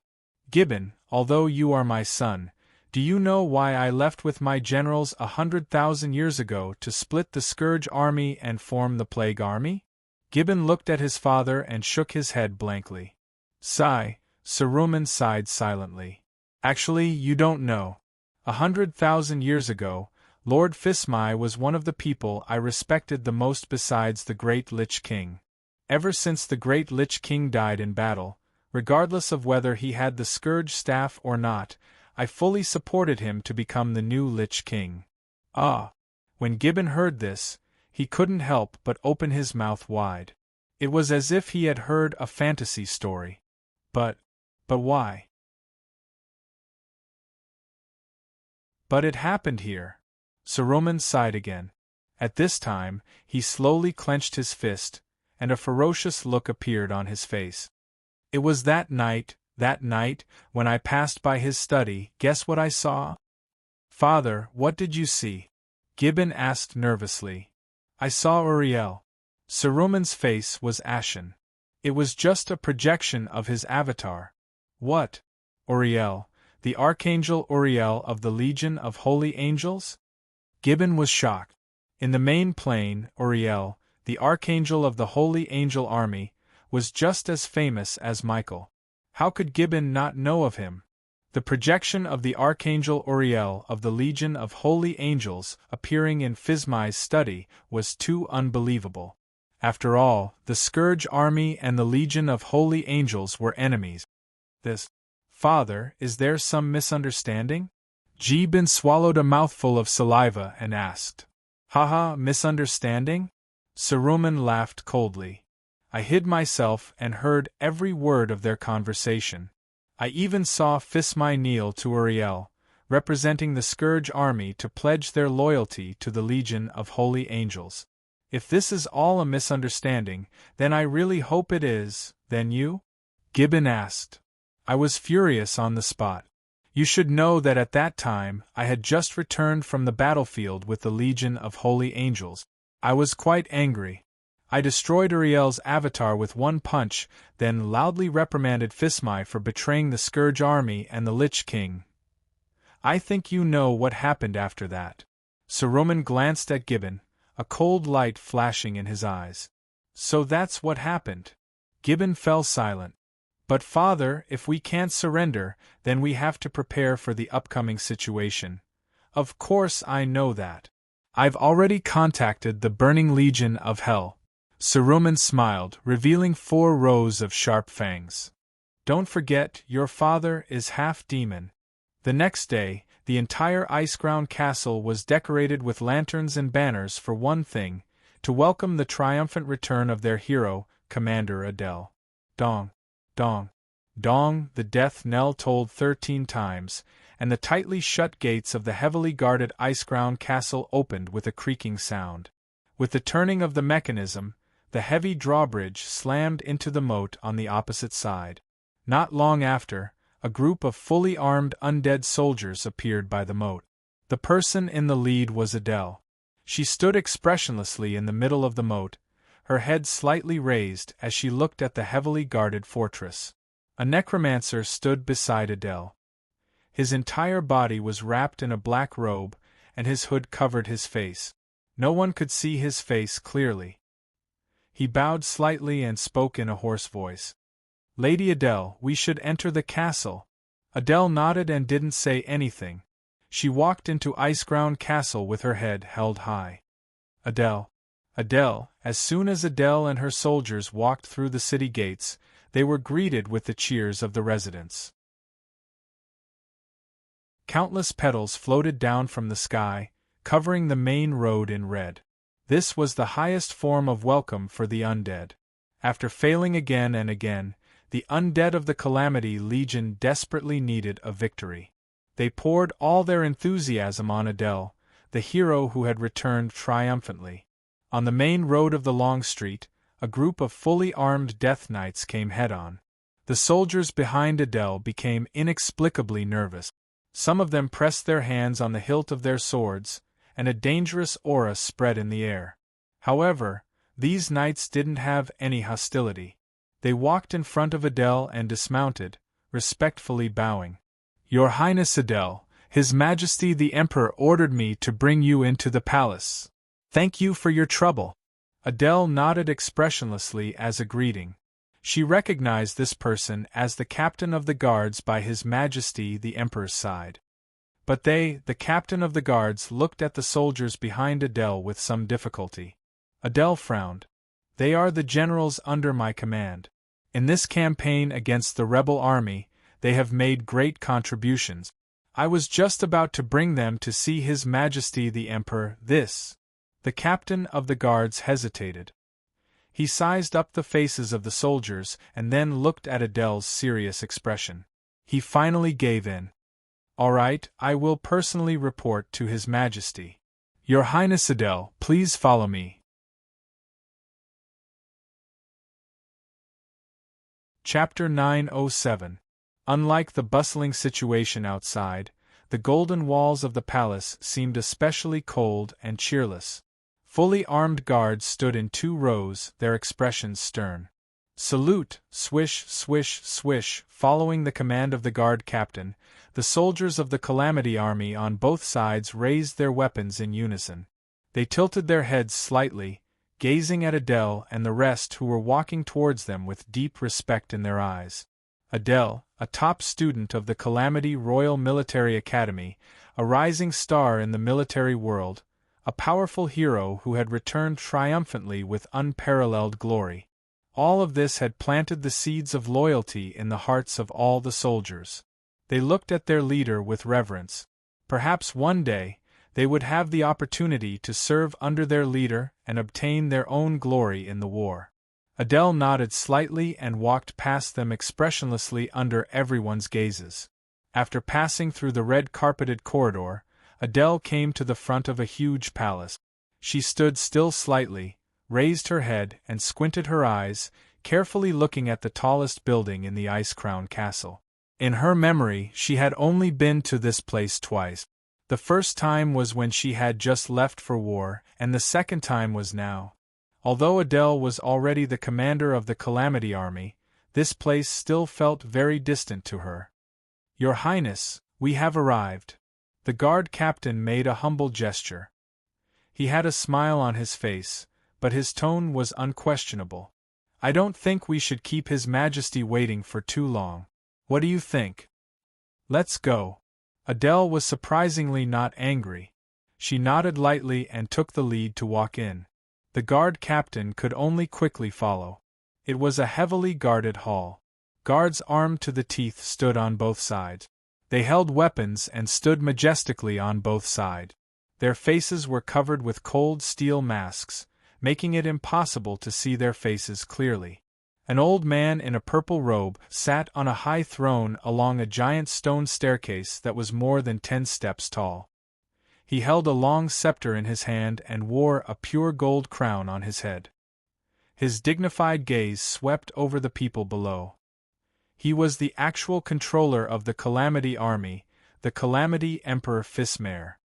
"Your Majesty!"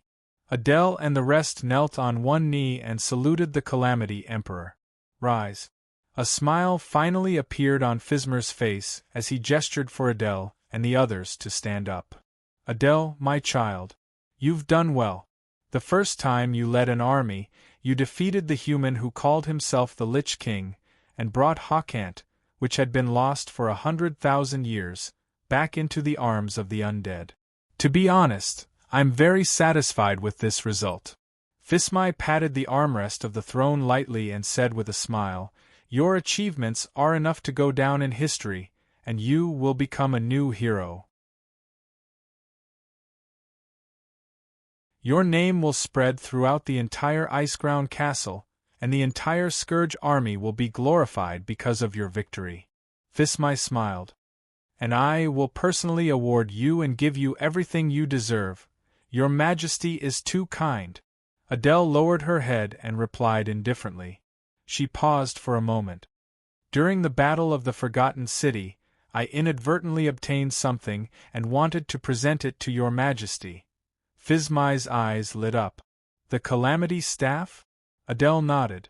Fismai was overjoyed when he heard this. "Bring it up immediately." Adele glanced at the necromancer beside her and nodded slightly. The necromancer understood, and with a flash of his hand, a black box appeared as if he was performing a magic trick. Adele took the black box and walked up the stairs step by step towards the God King. "Hurry! Hurry up!" Fismai was impatient. The Calamity Staff was a divine weapon that all undead wanted to possess. It represented the highest authority, and with it, Fismai would be the rightful lord of the undead. He had waited for this day for far too long. Just as Adele was 3 steps away from God Emperor Fismare, a sudden change occurred. Swish! What came out of the black box wasn't the Calamity Divine Staff, but a sharp longsword emitting a cold glint. At this time, Adele suddenly raised her head. Her blood-red eyes were filled with murderous intent. Adele rushed up the throne in 3 steps, and amidst the cries of everyone in the hall, the sharp longsword pierced deeply into Fismai's abdomen. Everyone was stunned. No one had thought that Adele would suddenly make a move to assassinate the Divine King. Because the distance was too close and he was caught off guard, the Divine King Fismai was unable to dodge this fatal strike. Fismai's expression was full of shock, but there was not much panic on his face. He was the God King, one of the most powerful gods. He would not be killed so easily. But in the next moment, his eyes suddenly opened wide. The necromancer standing beside Adele slowly took off his hood, revealing a human face. The suppressed power was released without restraint. Only then did the God King realize that this person was actually a god, and his power was suppressed by this god who was even more powerful than him. He could not use any strength at all. Human. God. Who else could have these 2 identities? In the entire mortal plane, there was only Ron. At this moment, Fismai finally understood. But what he did not understand was why Adele would do this. What good would it do her if she did this? Fismai's gaze slowly moved up, carrying a trace of anger and a trace of questioning. But from beginning to end, he did not ask. Adele did not disappoint him. She said indifferently, "From the moment you killed Sir Tito, I decided to avenge him. Your Majesty, do you have anything else to say today?" "So it was like this," Fismai murmured, a bitter smile appearing on his lips.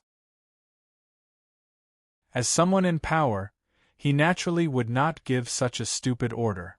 All of this was Scarlet's own decision. But what was the use of saying this now? He was somewhat regretful.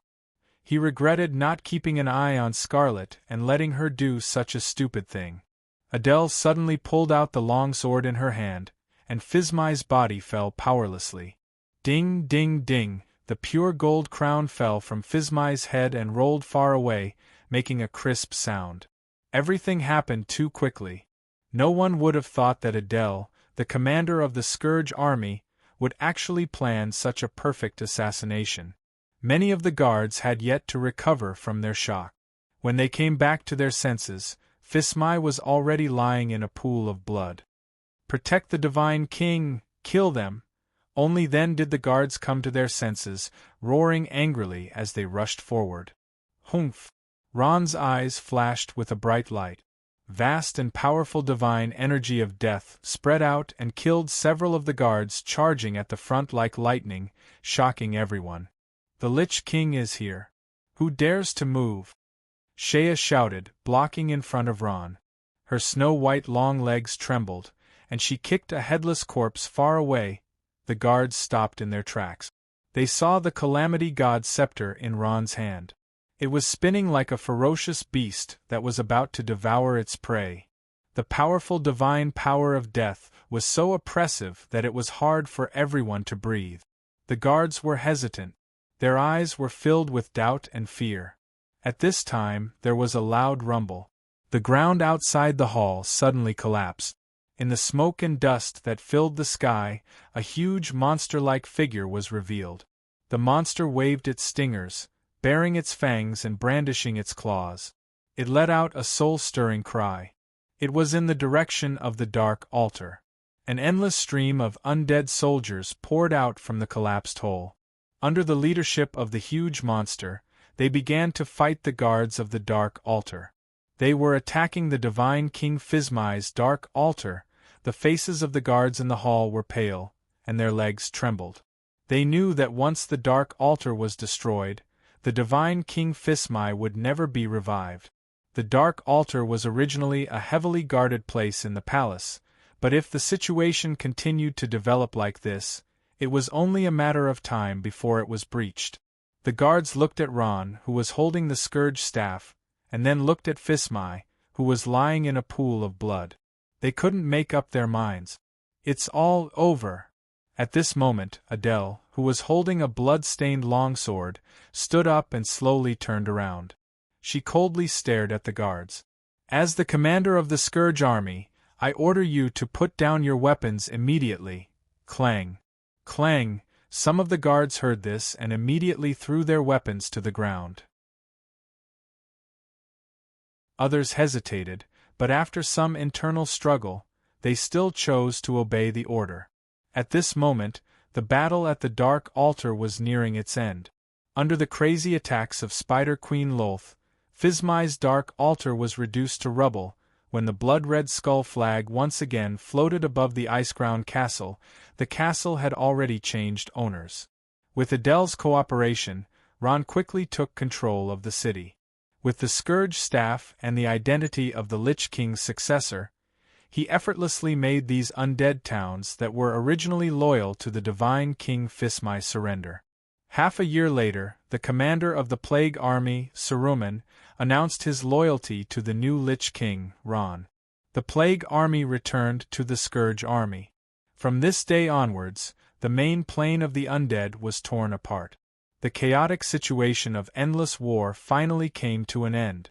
The undead, who had been divided for 100,000 years, were once again united under the leadership of the Scourge Army. 100 years later, on the vast battlefield, groups of undead in black clothes and black armor silently advanced. They slowly walked into their battle formation according to the orders of their commander. Skeletons, zombies, black knights, meat grinders, bone dragons, frost dragons, and other undead creatures roared in low voices, silently waiting for orders to fight. From the sky, it looked like a black mass, like a surging river. There was no end to it, and it emitted a vast aura. This was an undead army of several 100 million, the main force of the Scourge army. A blood-red skull flag fluttered in the wind. In the sky above the battlefield, countless undead souls danced in the air, letting out mournful cries. In front of this almost invincible undead army was the allied army of the Alliance of Justice. They had angels from the Legion of Holy Angels, elemental armies from Phoenix City, Moon Shadow Army from the High Elves, dwarven armies from the Iron Forge Castle, and mechanical armies from the Goblins. All of them had solemn expressions, as if they were facing a great enemy. The Scourge army was the most powerful existence in the main plane of the world. They had once been chaotic, fallen, divided, and at war with each other. However, a great leader had appeared among them. This leader took over the scepter of the previous king.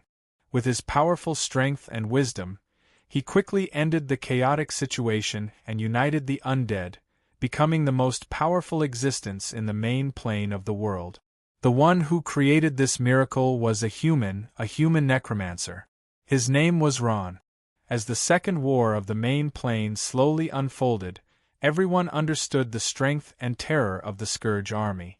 The sea of skeleton warriors, the strange and terrifying necromancy magic, the indefensible crypt spiders, and the overlord of the sky, the Frost Wyrm. These powerful and terrifying undead creatures were like a surging tide. With their fearless fighting spirit, they continuously attacked the Alliance's defense line. The Scourge army flattened the grasslands, conquered the mountains, crossed the sea, defeated the Alliance's armies one after another, and conquered one city after another. And today, they finally stepped into the holy land of the main plane of order. It was known as one of the most incredible places in the main plane of the main plane, Cloud City. Cloud City was the main city of the Legion of Holy Angels. It was a floating piece of land that was built on 8 square kilometers of land. This piece of land was tens of kilometers above the ground. It was said that it could touch the clouds. This was also the origin of the name Cloud City. Even the people who lived here did not know how this piece of land floated in the air. They thought it was a miracle. In addition, this was the main city of the Alliance of Justice and Legion of Holy Angels. And today, the time for the final battle had finally arrived. The Scourge army once again stepped into Cloud City. Just like Hermes 100,000 years ago, it was the final battle with the Legion of Holy Angels. On the battlefield, it was solemn and solemn. Everyone held their breaths, waiting for the bugle call to attack. Ta-ta, a death knight in heavy armor ran out from the undead army. She was riding an undead war horse. She wore a hideous skull mask that covered half of her face. The dark purple lips under the mask revealed a mocking smile. At this moment, she reined in her horse and stood still. She suddenly pulled out a long sword and pointed it forward. She let out a shrill cry. Kill! The Scourge army launched a charge. The undead surged forward like a surging tide, vowing to drown everything. On the ground, there was a mighty undead army. In the sky, there were endless gargoyles and frost WYRMS. Get into formation and meet the enemy. The commander of the Alliance of Justice calmly gave the order. At this moment, his palms were full of sweat. Everyone knew that this was the final battle. If they lost, they would have nowhere to go. Behind them was Cloud City, the last fortress of the Alliance of Justice. Boom! The Alliance of Justice's army and the Scourge army of the undead collided fiercely. In an instant, people and horses were in a mess. Flowers of blood splattered everywhere. Corpses were strewn all over the place. Both sides had launched a soul-stirring battle. The Legion of Holy Angels stood up. Their paladins formed a square formation and continuously attacked the Scourge army. They were like a sharp knife, tearing apart the undead army's formation. The elemental army stood up. Their magicians and magic paladins continuously released large-scale offensive spells. Destructive spells rained down from the sky, bombarding the undead army that was surging forward like a surging tide. The valiant dwarves wielded huge axes that were disproportionate to their bodies and chopped down the death paladins one by one. The elves used vines to form a long line of defense. When the Scourge army charged over, countless giant bears rushed out from the vines and attacked the undead army that was charging at the front. The battle in the sky was also very intense. The undead air force formed by the gargoyles, bone dragons, and frost dragons engaged in a decisive battle with the angels, griffin, phoenix, and giant dragons of the Alliance of Justice. Amidst the roars, creatures screamed and fell from the sky. However, the undead army was too big. They were densely packed, and there were at least a few 100 million of them. They advanced dauntlessly and fearlessly. Wave after wave of them surged towards the Alliance of Justice's formation. In the stalemate, the Alliance of Justice's formation was on the verge of collapse. The undead commander wearing a skull mask smiled. She could already foresee that the Scourge army would obtain the final victory in this battle. At this moment, there was a sudden change. A loud sound came from higher up in the sky, as if something had exploded. The airflow in the sky slowly condensed and turned into a huge vortex. Following that, traces of golden light appeared in the vortex. The light grew bigger and bigger until it fell to the ground like a meteor. Boom! There was an earth-shattering sound. The huge impact crushed the undead under it into meat paste. A tall and sturdy figure stood up from the golden light. He was wearing golden armor and the muscles on his body bulged, emitting a biting cold and threatening aura. What? The undead commander was stunned. Her eyes under the skull mask were filled with shock. That is, at this moment, the golden-armored giant slowly raised his right hand. There was a faint flash of lightning in his right hand. Boom! Ron screamed and sat up abruptly. His eyes were wide open as he panted desperately. His face was pale. "Ron, you're having a nightmare again," a voice came from behind. Ron turned around and saw Kadena. She took a robe and gently draped it over Ron's body. "Thank you." Ron tightened his clothes and smiled bitterly. He had not recovered from the shock just now. Kadena hesitated. "Is it still the dream of the golden-armored giant?" "Yes." Ron nodded. "It's been more than a month. It's the same dream every time.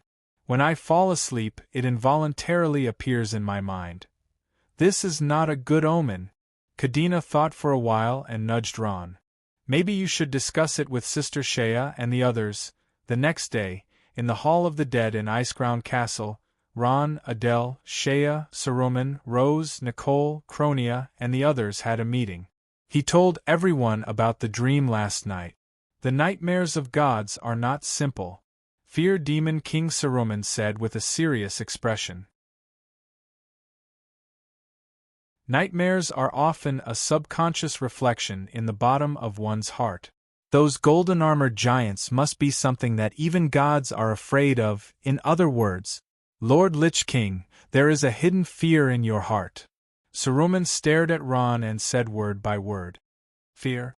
I haven't found anything that can truly make me feel fear." Ron smiled and paused. "But what I want to know is, what are those golden-armored giants?"